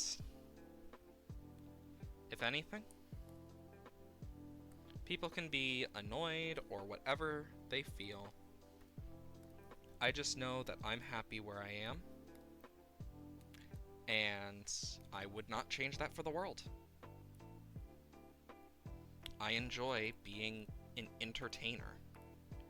I enjoy being someone who can make a joke, someone who can be looked up to if someone is feeling down or sad, someone needs a friend to talk to. That's what I stand for. That's how I feel, and I know some people don't like that, and they can piss off, for all I care. People can love who they want. People are people. No one is the same. Everyone deserves a chance. Even if you may be nasty at first, people can change. That's why if I ever have to deal with a troll, I already know what I'm gonna do. Like, the whole thing is just its own thing. It's an art form in a way, I guess, as some might call it. But in my eyes, it's just another day. Another moment, and another feeling. A time where we can be alive and enjoy our time. Being weirdos, dorks, whatever you want to call it. I just know that I am happy. And honestly, if this ever does become a thing where I can make it an actual job or something, I would be ecstatic because it's something that I know I enjoy and can do. After all, they say if you do something you love, you never work a day in your life. Plus, it's fun being able to hang out with cool people like you guys. And that makes me happy. Knowing that I get to just hang out with cool people like you, like, oh my god. But in all seriousness, it's nice. And you should never doubt your abilities. And you should never doubt that you all matter in some form. And if you don't think you do, just know you matter to at least me. Some rando on the internet who may or may not be a bit insane in their own way. But I mean, what's the worst that comes of that? Either way, I am just happy to be here. I know that, I've spent years of my life trying to figure out what to do. For the longest time, I never could find something that clicked. And that drove me insane for so long. But now I look at it, and I'm just like, I think I finally realize where I belong. Like, and that's one of those things that is never going to be easy to find. And not everyone belongs in the same space. Not everyone is the exact same. Everyone has their own feelings and thoughts, and but for me, I enjoy the challenge. I enjoy being able to make people laugh, smile, cry, just feel things. I enjoy it because that's who I am. I'm someone who likes to be able to help people do things. Someone who enjoys film, the theory of film, how things work in film. And it took me a long time to see it. And I know not everyone might see it, but one day everyone will find their own thing. I was just lucky enough to realize it at this point in my life, instead of many, many years down the road. When I'm not hip with the kids, as they might say. Sorry, bad joke. But it's like, it's at a point now where I can say I'm happy. And I'm doing something I love and enjoy. And I think that's enough. I need to move the pupil.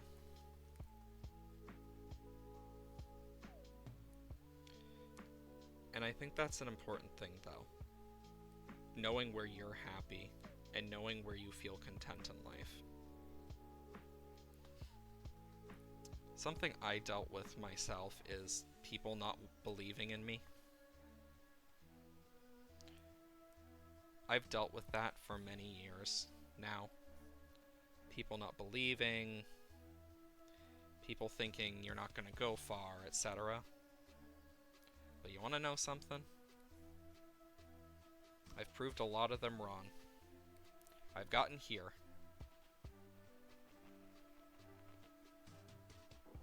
I know I just enjoy being able to make a difference, to change some minds, hearts, even if it's not for long, even changing someone's day. That's all that matters. Because even if we don't realize it, or notice it, Every day, we change someone's life, little by little. And we may not notice it, but we still do. And that's important. Is that we change lives, whether we realize it or not. Lives we do change.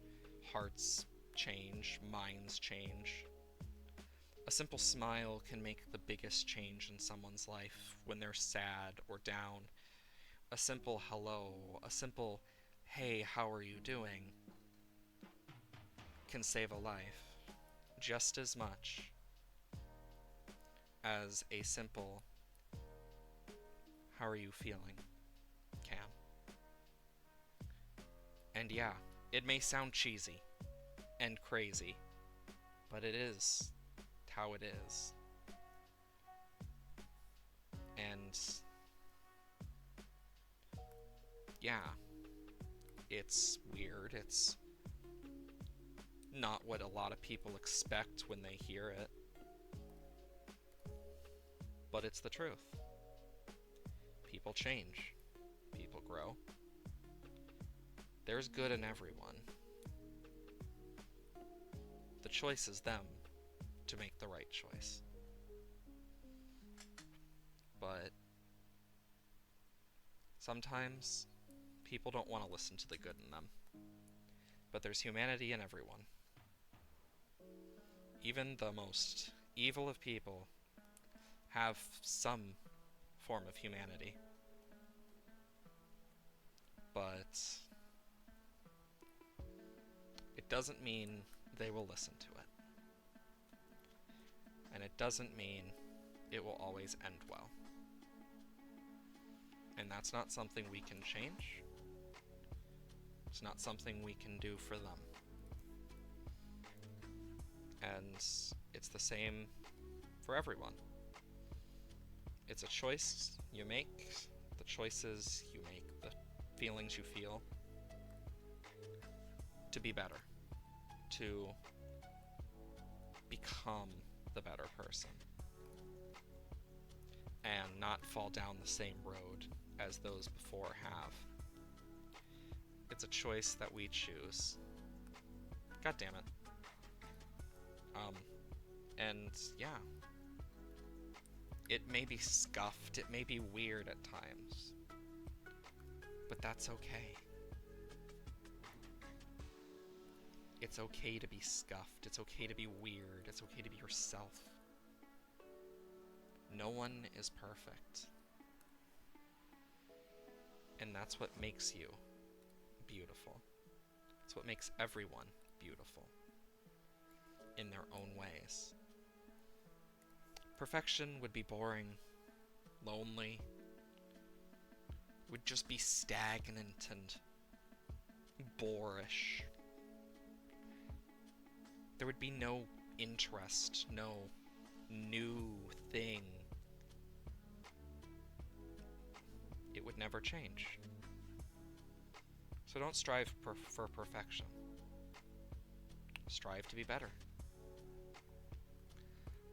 Strive to be someone new, who can make a difference, even in a small way.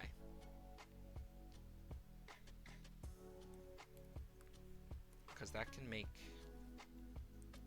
the difference in the end.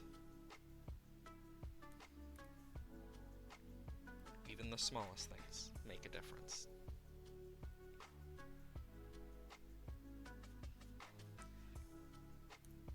Okay, session over. But, yeah, I spend a lot of time doing my fair share of stuff. And it's crazy, looking at it now. I know I used to be completely different to what I am now. It took me years to get where I am. Like, emotionally. And you know what? I'm okay with that. Because I've changed for the better. the betterment of myself and those around me. I forget who it was, but there's a quote that went, "People try to get closer to perfection, but to never reach it, because once you reach it, there's nothing left to do." Exactly. Once you reach perfection, what is there? Nothing. If anything, the goal should always be to be a better you. To be the you you want to be. To be the person that you want to be treated as. If anything, if I learned anything from being so fucked up by the Catholic Church and having that stuff burned into my skull, it's that you should treat others as you want to be treated. And it doesn't matter how you feel about it. Everyone is a person. And everyone should be treated as you want to be treated. It doesn't matter who they are or what they are. Everyone is a person. And everyone has a soul. It is not up to us to judge them. While yes, we can make our choices towards some sinners to protect ourselves, it doesn't make it right on some of the stuff we do. If anything, it just means there's more to add to the whole list.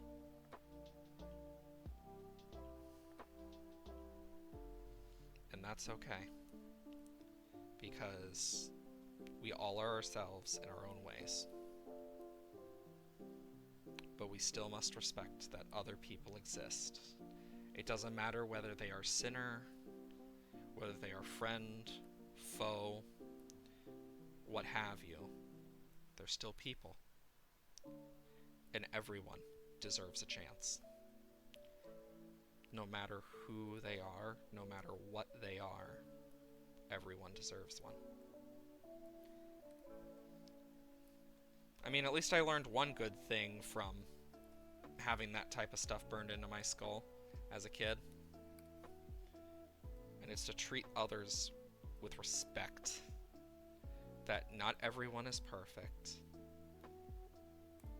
And that it is okay. Though it's funny that a lot of them don't follow that, too, from my experience. The amount of hate I got for existing? Yikes, my dude.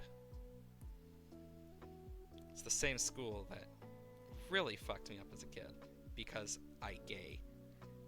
I'm against what they see as worth putting their judgment to. It's like, really?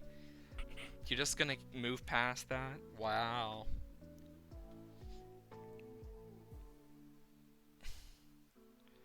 But sadly, there's like that sometimes.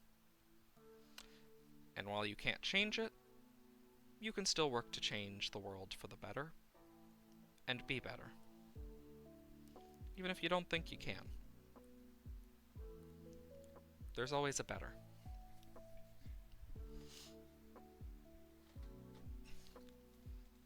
So what do you think of the emote? This cute little emote? I was gonna say, I don't quite follow their own teachings. Yeah, they really don't.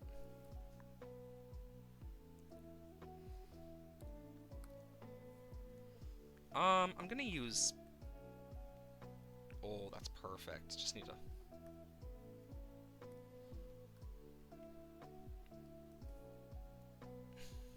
Kind of a yellowish, I think, I want.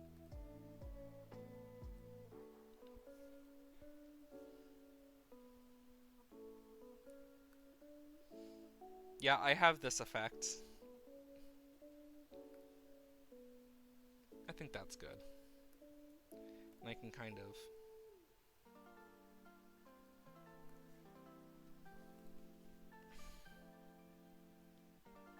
The good part about this is I can also kind of see, like, okay, this is where I need to fix something, etc. That's the nice part, is I can kind of, like, just go behind things now, and, like, see where there's little mistakes. And I can just fix them. Buddy, so I'll blow up into smithereens. I mean, like, I have so many random things that go through my head at once. I know there's some things I want to, like, fix a little bit better. And then there's also...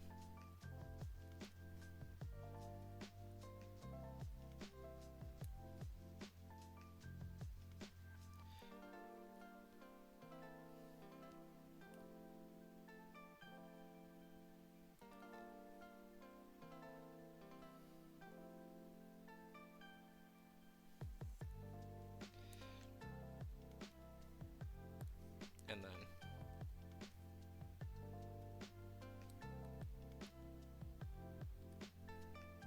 just trying to slowly... And it's not too noticeable, but it's noticeable enough. Oh, this is cute. I'd use this.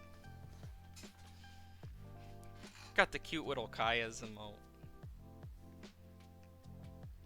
But yeah, I definitely am gonna size this down eventually. As like a little emote for you guys to use. Like, when I do get affiliate, this is gonna be my first ever subscriber emote. Little thumbs up. Honestly, I think it's really cute. Like, oh my gosh. I'm honestly happy it looks so good. Save it as a PNG. And I know it's quite big, but I can always use an emote sizer, I believe it's called. So, that's useful. And new. You know what? Nah. File, open.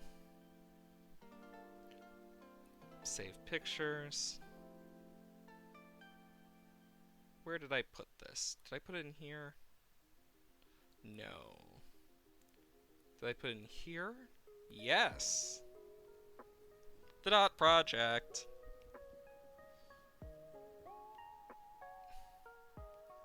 So we can actually do this a bit more. This chaotically weird project. But I think after that, nice little emote. You know what? I might actually add that to the stream.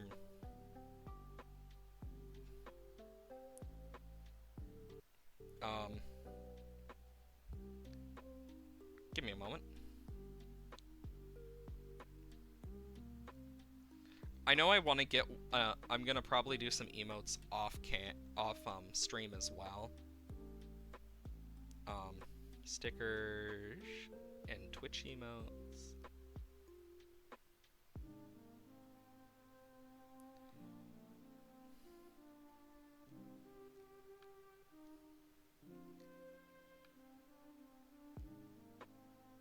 Oh, it's so cute.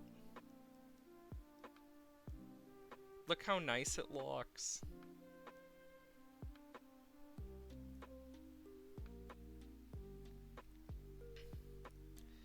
I mean, I definitely am probably gonna go through it and, like, do a bit more on it, but we'll see.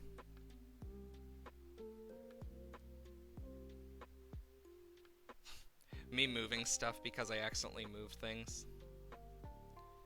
Big oof.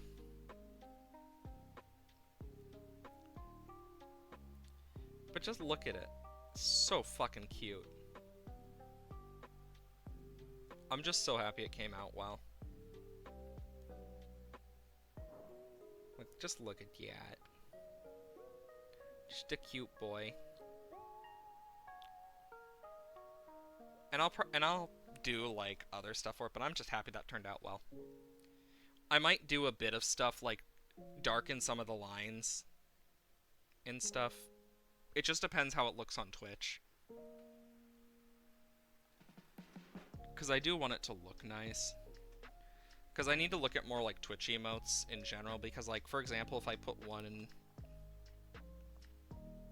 Because I notice, like, through some of them, like, let's say I were to put, like, look at some of these that I have in my personal.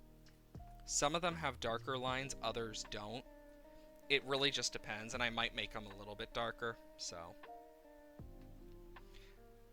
I don't know what I'm gonna make, but I'm making it.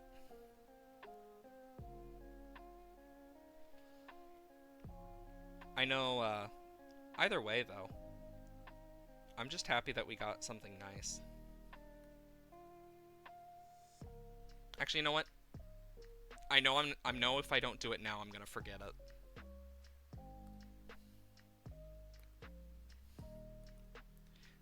Kaya's brain be like. Also, I just want to gawk a bit at it. One of the many things. Because if I turn it all to black, it's like really eh. But if I turn it down like a bit, save.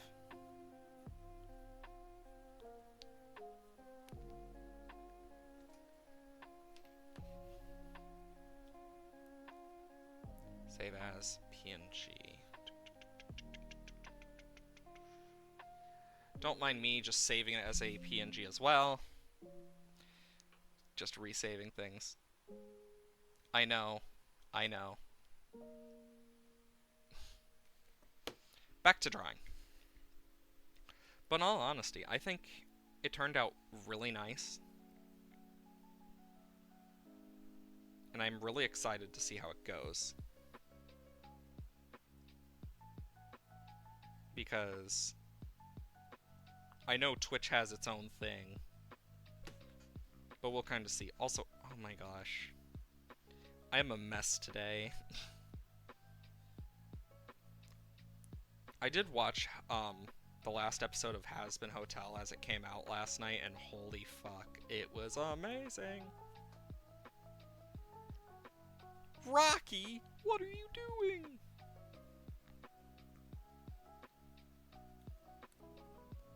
Why is this sound familiar? Da, da, da, da, da, da. Oh my god, it's the Queen. I don't know what I'm doing. I'm just drawing. Because that's the point of the dot project. Honestly, I'd love if the dot project became a bigger thing for people to try.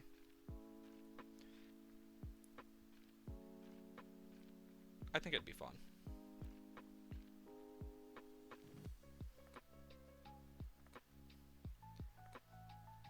Boom.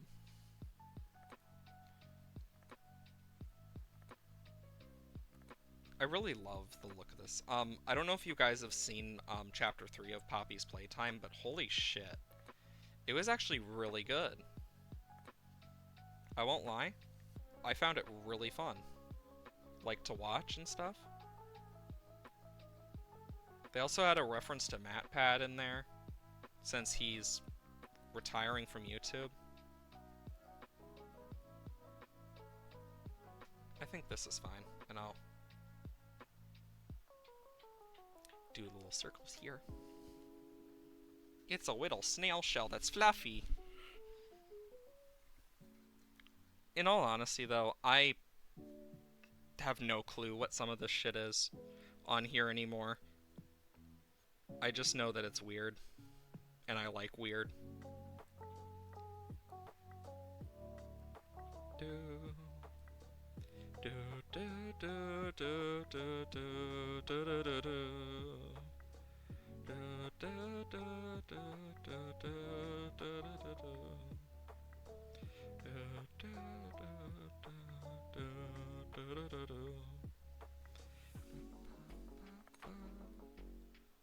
I don't know why, my brain just recognizes the stuff. Even if it's like remixed and stuff. It can just recognize the smallest things. Whether big or small, and I find that kind of funny, but also it makes sense thinking about it more, but I don't know why I do it. Even if I don't mean to, it just happens.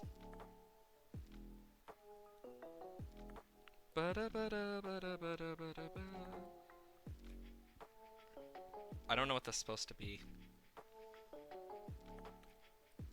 I know one thing I've heard so much shit about is the Pal World drama. And it's like, honestly, it's dumb. The chance of them actually using actual AI stuff is a lot lower than people think. There's no actual evidence and shit. And back when the first trailer came out, most of them already existed. And that was before the rise of AI type stuff. So, in all honesty, I don't know why people like. But then again, it's just drama for drama's sake. I actually know what Pokemon I need left for my form decks. Forgot to mention it, but I know one thing I need is a Xatu. Specifically, a female one. I need a female Milotic. Because I have a male one. I just need a female one. I could technically just, like, call up my friend and go, "Hey, bitch! I need your help getting a fucking male Feebas and then trading it to evolve it."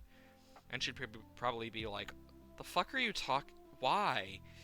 And then I'd explain, and she'd be like, "Are you insane?" I'm like, "Yes." And she'd be like, "Fair." Because that's usually how our conversations go. Most of the stuff we do is pretty fucking weird. I know that personally, though, I am hoping for some smaller things to work out. Last I heard, her partner got deployed, so I'm just like, oof. Wish I could do more. But she's doing alright. Just sad. I know it's actually pretty nice, though, outside today. If you like foggy, rainy weather. Which I actually do, despite the pressure difference hurting me. And causing me immense pain. I just know that, fuck, what was I doing again? I forgot what I was gonna say. Brain just completely farted. Just... Don't know why.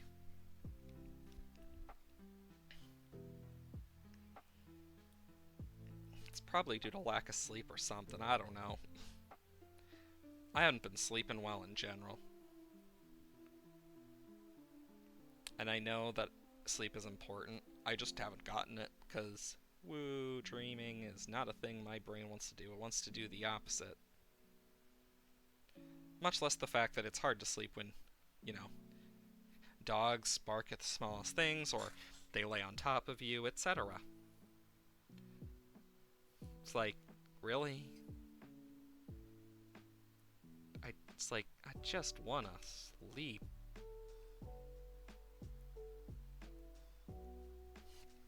But no, doggos are like, no, you can't. Not now. I'm gonna lay on top of you now. But you win some, you lose some. Especially with doggos. Much less the fact that when I'm making myself breakfast, they'll always get in the way and, like, trip me. And it's so annoying, and I'm like, can you not lay in the middle of the fucking kitchen? Because they keep doing it. And then give me a look of just disdain when I trip over them. And it's like, maybe if you didn't, you know, do this in the damn kitchen. Like, that's something that has happened so much that it's so annoying for me. Because I meant to do so much, but of course, every morning I do. And then, of course, the doggos go, nah.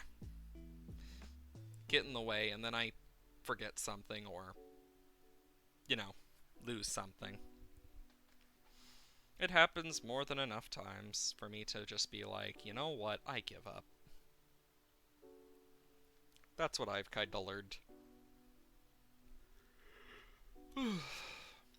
And that could just be, and I know that's not just my doggos, and it could just be like my doggos being little shits just to be little shits, but eh, can't do much about it. Bum, bum, bum. Sounds so similar. But, I do hope everyone is, you know, chill today. If not, I do hope it gets better. It's hard to come up with things to talk about, like, just in general, especially without a chat, or when you're not playing a game. And when you're kind of just doing off your mind. Bum, bum, bum. Plus, it's also hard not to, you know, sing.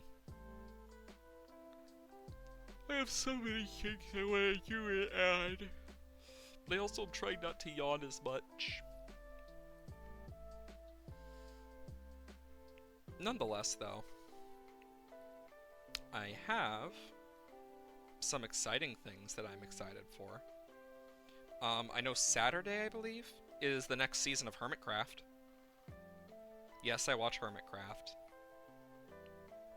I started watching and I just never stopped. I mainly like to watch Scar.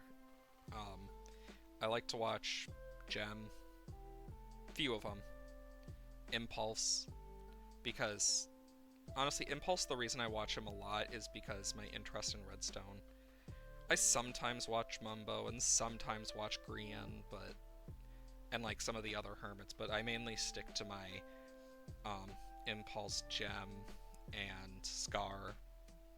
Sometimes Doc M, if I have time, because he has a lot longer episodes. Like, that's kind of where I stand. I also watch Iskall, but it's mainly been Vault Hunters recently. Which, honestly, Hermitcraft Vault Hunters was hilarious. Seeing them react to the final boss, that was great.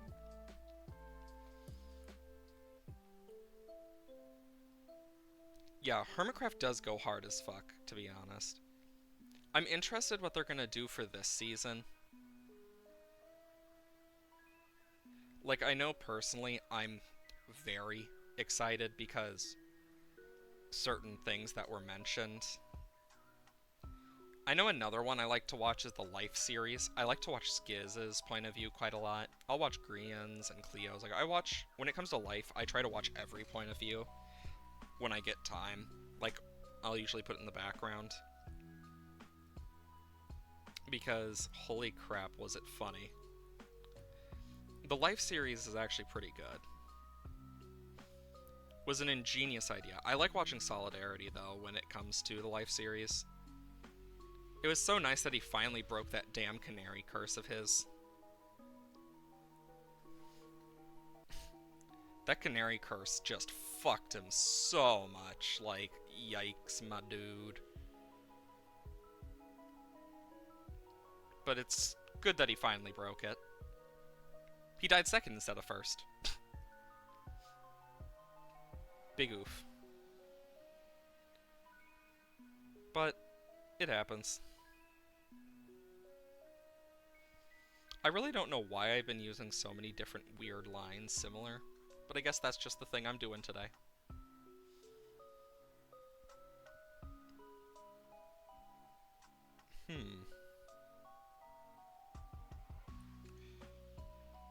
Bum, bum, bum. I know, nonetheless, the Life series is probably my favorite Minecraft series. It's short, it's short, it's quick, and it's really good. Like the drama and stuff and the story. Like, I do watch Martin's point of view as well. Also, I am so surprised Scar won, but also the fact that like like I know one thing Pearl mentioned is she didn't want to win again. She wanted to give it to someone else. but she still like did try to fight Scar. It's the fact that she died by falling into a hole, and Scar like Pearl, Pearl, and I saw someone do a fucking animation of it where it's him looking for Pearl, going around the entire thing alone, just like it's really lonely here. Because in all honesty, the damn Watchers fucking like he was so much of a villain that season for no god-forsaken reason other than the fact that he just got so many secrets. Like, I felt so bad for Skiz as well when he lost 20 hearts to that Enderman due to Impulse. And then the fact that Scar had to do the opposite of what people said, and it just happened to be, can you give Skiz a heart? So he had to take away the heart. And I just felt so bad for Skiz there. Because I'm just like, oh no, Skiz.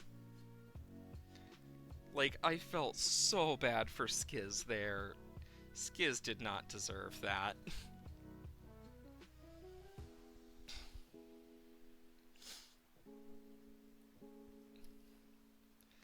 Nonetheless, though, one thing I do watch outside of Hermitcraft is the Imp and Skiz podcast, which is Impulse and Skiz. And I will say, Skiz is an underrated YouTuber, in my opinion. Like, I love watching that. Another one series that I did love that Grian did with Impulse, Joel, Solidarity, Gem, and Skiz was that frickin' mini thing they did like 2 episodes of. The first one being all the same, but then the second one, each one of them having different things. And doing the build thing, the telephone build. I think that was so fun. I'd love to see more of that with different people as well, because even if it's the same people, but just adding more people too would be so fun. Because it's interesting seeing it, but also I love how Skiz mistakes certain ones and it's just so dumb but so funny. Honestly, if they were to add another hermit to Hermitcraft, I feel like Skiz would be a very likely option because he's basically an honorary hermit. He's been on the Hermitcraft server before with Decked Out and stuff, but he's friends with Impulse, Tango, and so many other people on the server that I really would not be surprised if he ended up becoming part of the server. Like, in all honesty. Skiz is such a cool, like, seems like such a chill and cool guy, though. And I love when you get that type of stuff. Like, those pretty chill people who is chaotic in their own right.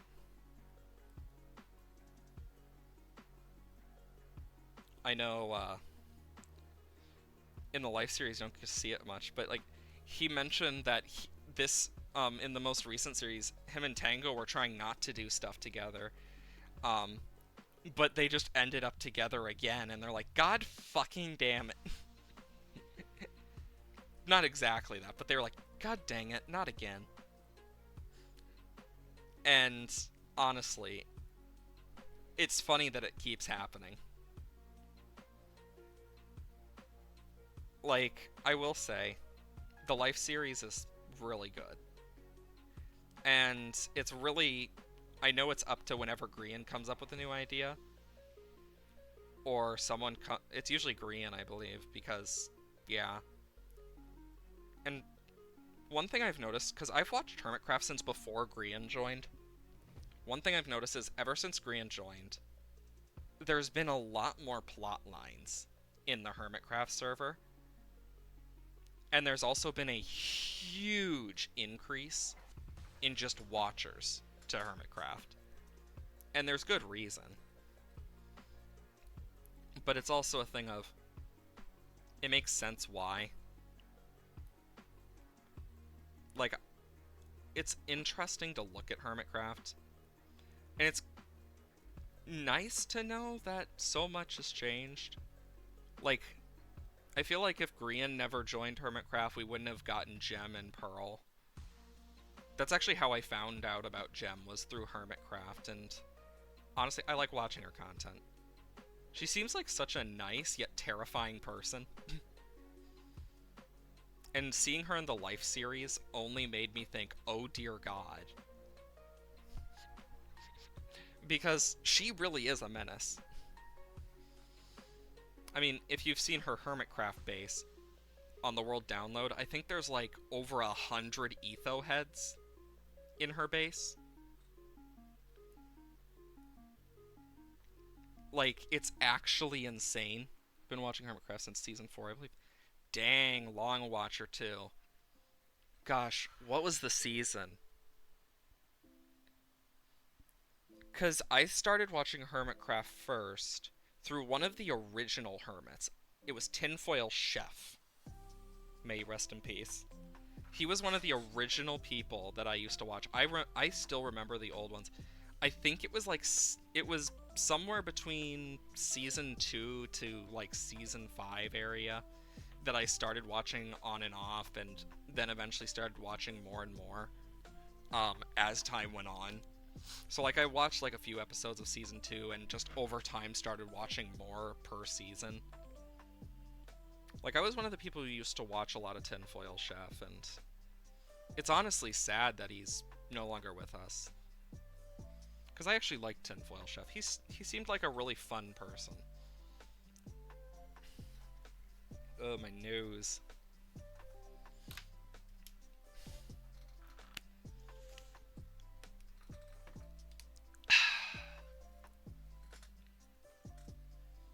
Oops.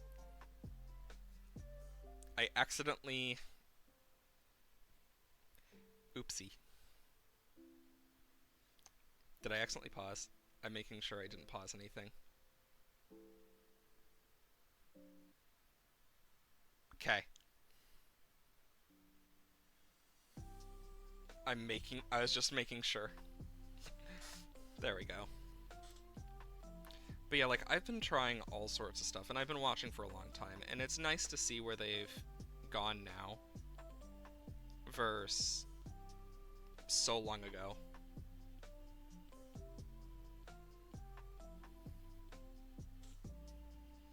Like, I'm definitely really happy about it. Hermitcraft's always been something I've watched. And seeing it grow and stuff has been a blessing in its own regard.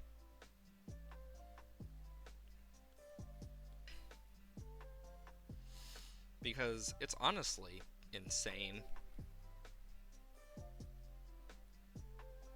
Like, Hermitcraft is one of those things that I will watch in my free time. Or put on the background. And I'm excited for this new series. I'm interested in how the season's gonna go this season. I honestly feel bad for Ren. He's another person I watch quite a bit. Because I know he got a lot of hate after the Ren King thing, but if you actually like watch Ren, you know very well that this is the first time he actually got to do the plotline himself and like come up with stuff, and he asked everyone what they thought and they were okay with it, and like it was the whole point. But like even he was surprised with some things, but also was really like enjoyed it. But of course then you get the hate from people thinking it's all real, which honestly is just sad. Because I know Ren did leave quite a bit during the season due to mental health and stuff. And I know one thing he mentioned is that False is one of the few people that, like, he knows he can just talk to out of anyone, out of anywhere, and will always answer. Like, one of the people. Which, honestly, it's adorable, but also, like, dang, that's friendship. Because I know a lot of the hermits are, like, really close friends now, especially. Compared to when they first started. Like, I loved seeing the Soup Group in action this season. And seeing, like, Gem, Pearl, and Impulse do stuff together, because I never thought I would have liked Gem, Pearl, and Impulse as a group. but turns out they're really fun. The Life series got me interested in the idea of Etho, Grian, and Cleo as a group as well. Like, I think that's one of the nice things about the different seasons and the Life series is you get to see things that you never thought you would find as interesting as they are. Like, I think my favorite thing was in Secret Life was the frickin' "I'm being gaslit" by Grian during the Big B thing. Because that was so fucking funny. Secret Life was so chaotic and I loved it.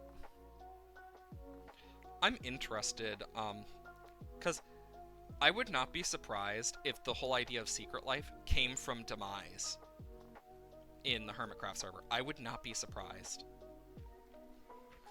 I really wouldn't be. Because a lot of people like Demise and stuff.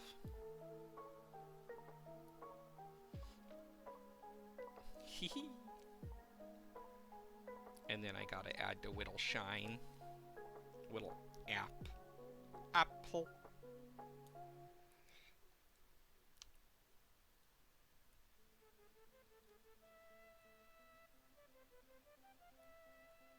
Why does this sound familiar? Oh my god, now I know why. I was like, wait, why does this sound I think that says a lot about just my brain. That I can recognize but not realize at first. Lamau. Lamau, I'm just a computer. You think I know everything? If I knew that, I wouldn't be doing this. Honestly, I might play Deltarune on stream one day. Who knows? I've already played the first 2 chapters, so... like... Lamau. Though I could technically reset the chapters. I know, one thing I'm really excited for, though. I don't know if you've seen or heard about it, but there is more news on Silksong coming out.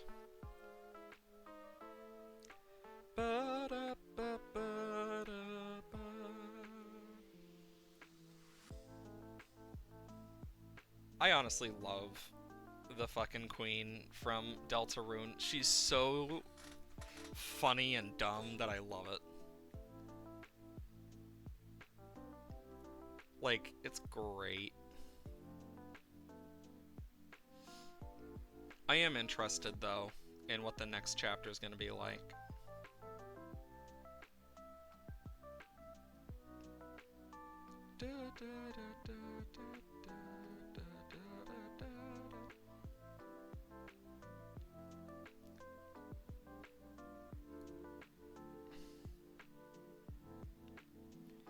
I don't know what I'm making.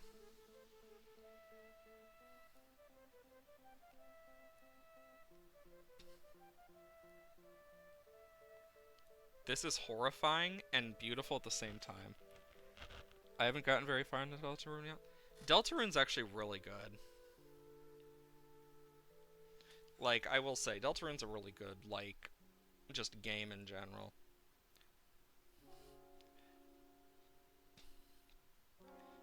I know that, in general, though, it's nice when you get those fun games like that.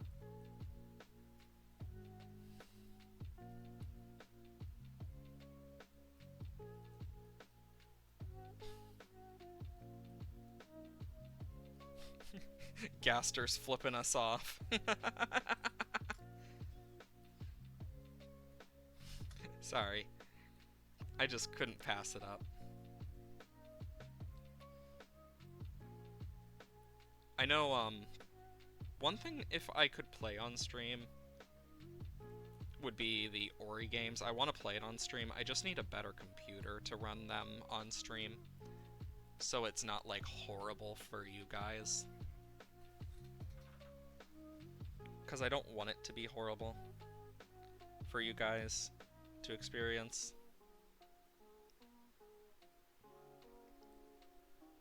And it really is just down to when I can get my full PC just finished.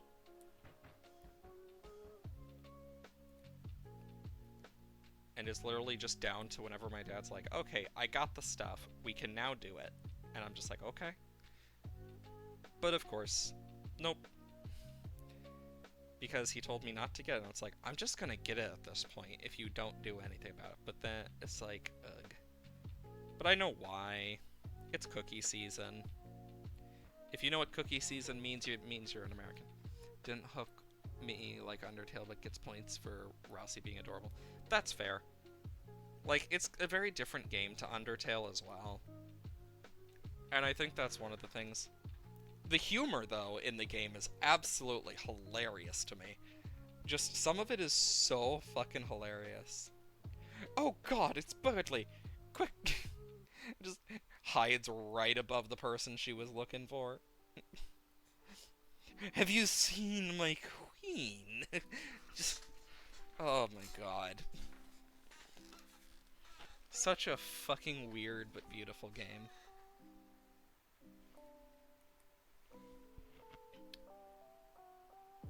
Toby Fox is a pretty interesting person, too. From what I've heard, he's a pretty nice guy, but of course has to deal with corporate stuff, too. Especially with the Undertale Yellow thing and just the frickin' company not listening to his requests and shit, and the stuff that he already did, which, of course, you can imagine pissed him off more than he probably will ever admit online, but Toby just seems like a chaotic individual who is just, you don't know his next move, but it's gonna be weird.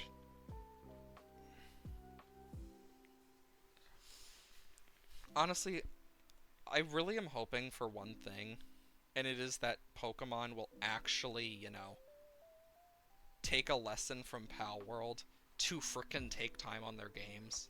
Not gonna lie, I really hope they do. I doubt they will, but it would be nice if they did. It would be nice. Because they really do need to take time on the games. Otherwise, it's just going to be more of a mess than it already is. And boy, is it already a mess.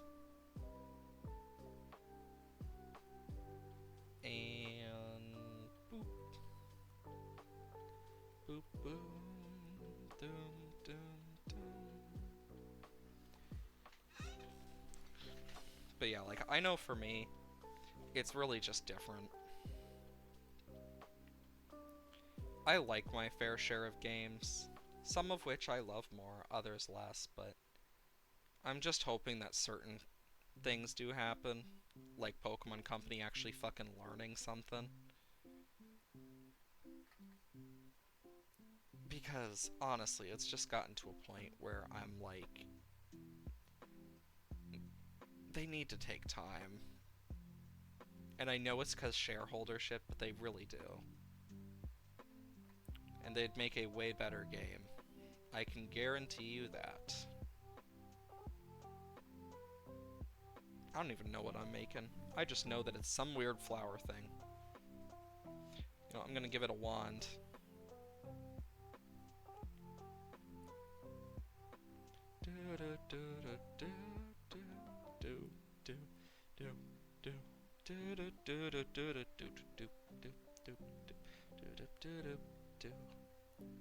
The fact that I can, like, recognize the old tunes of, like, Pokemon,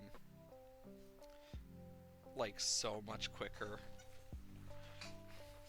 I think that makes me way too much of a nerd for my own good. Okay. I have so many games I do want to play on stream that I literally just can't due to one reason or another. And I'm just like, god damn it.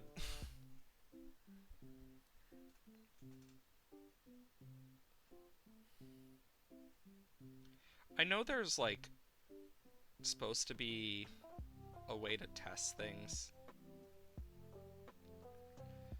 like carpal tunnel, etc. Because I always worry about that. Like as an artist, it's something I've always worried about. And arthritis. Rose with a wand. Oh my god, I didn't even think of Plants vs Zombies Garden Warfare 2. God, that was such like it's a shame how much Plants vs Zombies has fallen from when it once started. Because it used to be such an amazing game, but it just went downhill. Became, as I remember, the fucking just buyer's hell with all the frickin' just payments you gotta make. It's like, really? And that's just to get like actual like actually get further in some cases. It's like, really?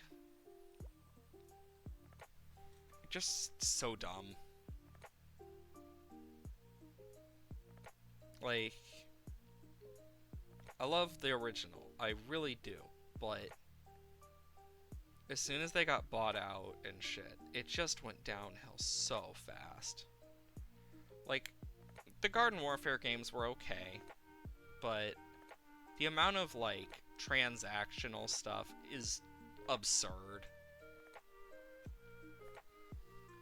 In all honesty.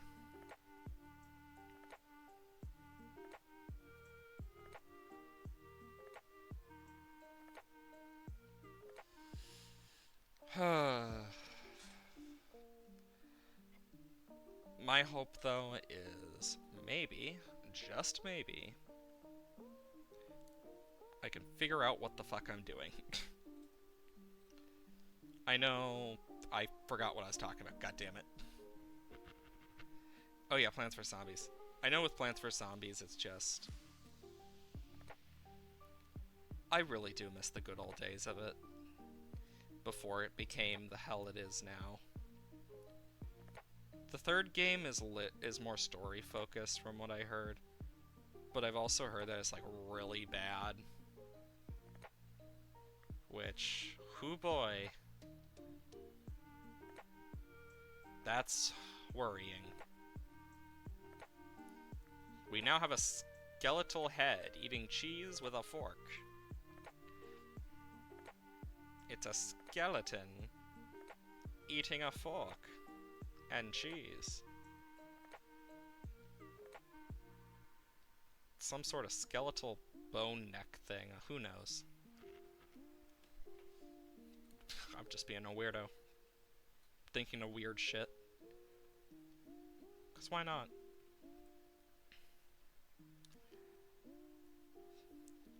What the fuck is this gonna be? Let's find out.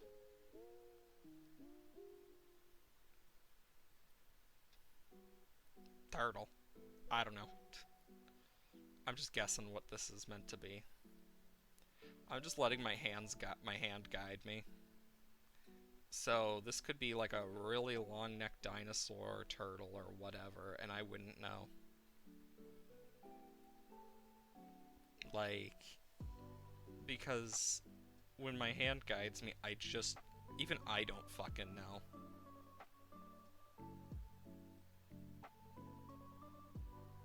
Like, what? This is so freaking weird.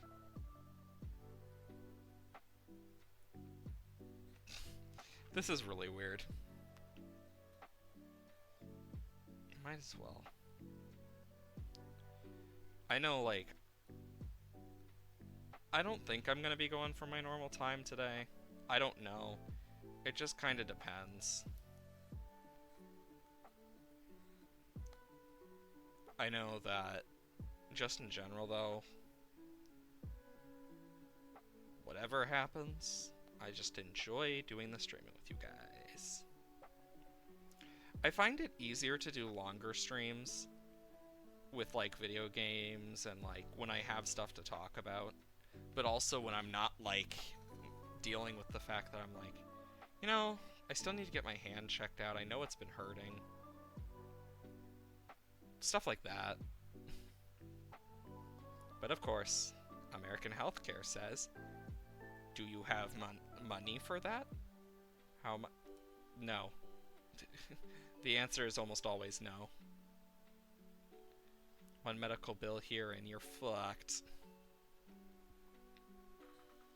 It's how it always ends.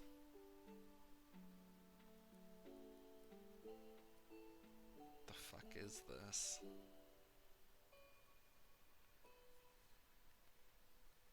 This thing is kind of horrifying.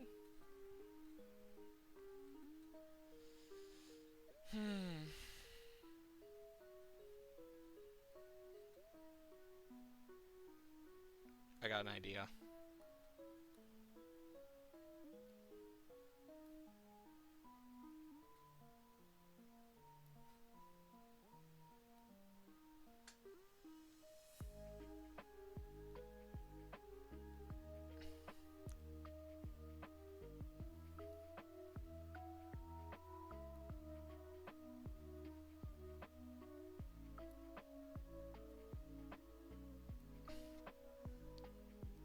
Balls. Sorry. I don't know why. That just popped into my brain and I just had to write it. Just balls. In a very fancy font. And boop. Boop. Boop. Boop. But yeah, I know there's like a thing that doctors make you do to kind of test about carpal tunnel and stuff. I just don't know what it is, and I wish my Grammy was alive so I could ask, because I know she would have known it off like the top of her head most likely, because she was a nurse.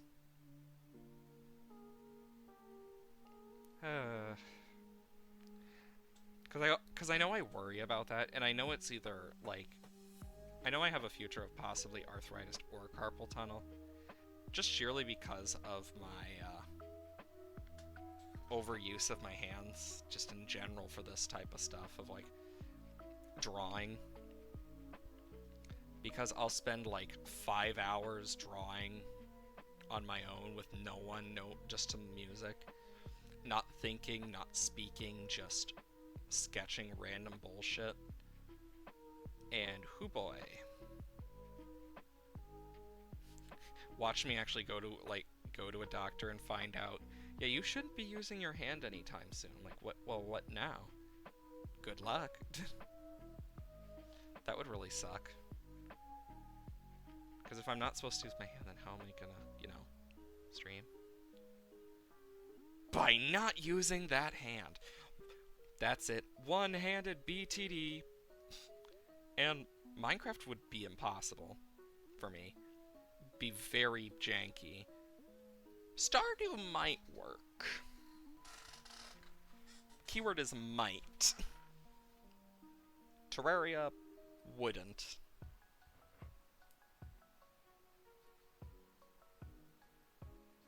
Technically, drawing would work for me because I'm ambidextrous, but these are things I kind of think about. Me over here just trying to figure out what the fuck some of this stuff is.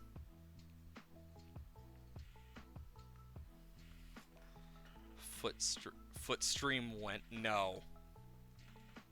I mean, it's not like you're gonna be able to see my feed anyway. But I'm not that good at video games.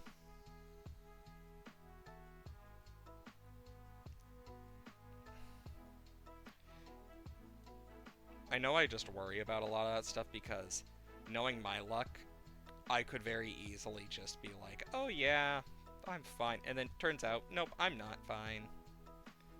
It's happened more than enough times for me to just see the pattern and be like, okay, it's probably gonna end up being something bad. Because that's usually what happens for me with this type of stuff.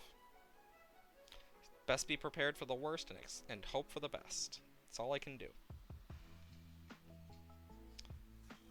And if it does end up me not being able to stream certain things, well, I'll find ways around it best I can. Doesn't mean it's going to end well, though. And it could just be the storms but I don't know. Because I can feel the storms on my frickin' head, though, that's for sure. Like, yikes, my dude. I don't know if you get the storm headaches, but oh my god. Like, it's making me want to turn down the music, as in, the music is like... Like, I've turned my headphones so far down without muting them, just so it doesn't hurt my head. Just with, like, the bass sound that is right now. That's, like, kind of where my head's at, and I'm like, do I keep streaming or do I take a ibuprofen and lay down? Because it's like, I don't want to ruin stream either. Because I know I have to worry about my hand and stuff. Because that's something that I've been meaning to do for a while. And I know what's coming in terms of the storm. And I know why it hurts so much. Because of the fucking pressure differences. I'm just kind of at that point of, what do I do? But what I know for sure is either way, we'll figure out what happens. I'm probably going to end, like, with 3 hours instead of 4, which, yeah, I don't like doing all the time, but honestly, might just end up being better for me, which I think anyone can understand.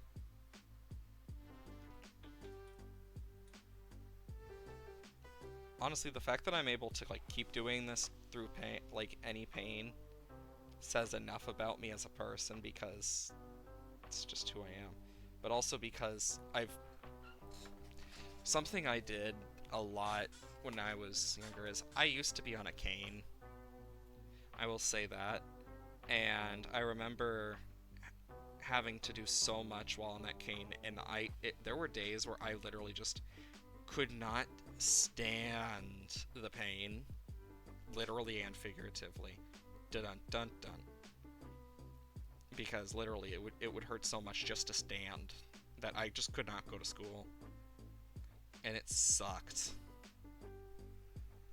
And it usually was after, like, big days of doing loads of stuff. But it happens. Sadly.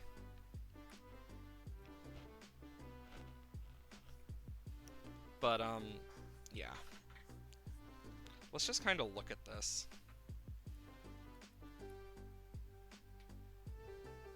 As a whole. Let me just, put my stuff away real quick. So that I can actually, like, use my mouse.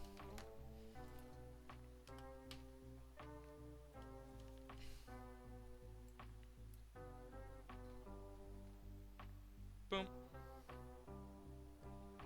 Just kind of look at the size of this. Remember when we started with just that one singular dot? I mean, look at it now. Like, we've gotten so far.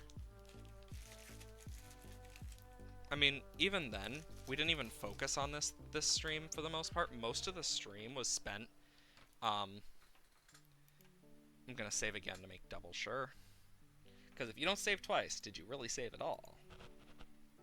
That's how it feels for me. But we were also able to get this bugger done. Let's give it a sec. Because I loaded up the full file. I mean, look at that. We got an emote done. And we got some of this done. If anything, I think that's a pretty productive stream. We got the cute emote. And we got this, where we added just a little bit more. Who knows if we'll ever finish this on stream? Maybe we will. Maybe we won't. Who's to say? But either way, I really think that's a good place to kind of end. And so, yeah. I think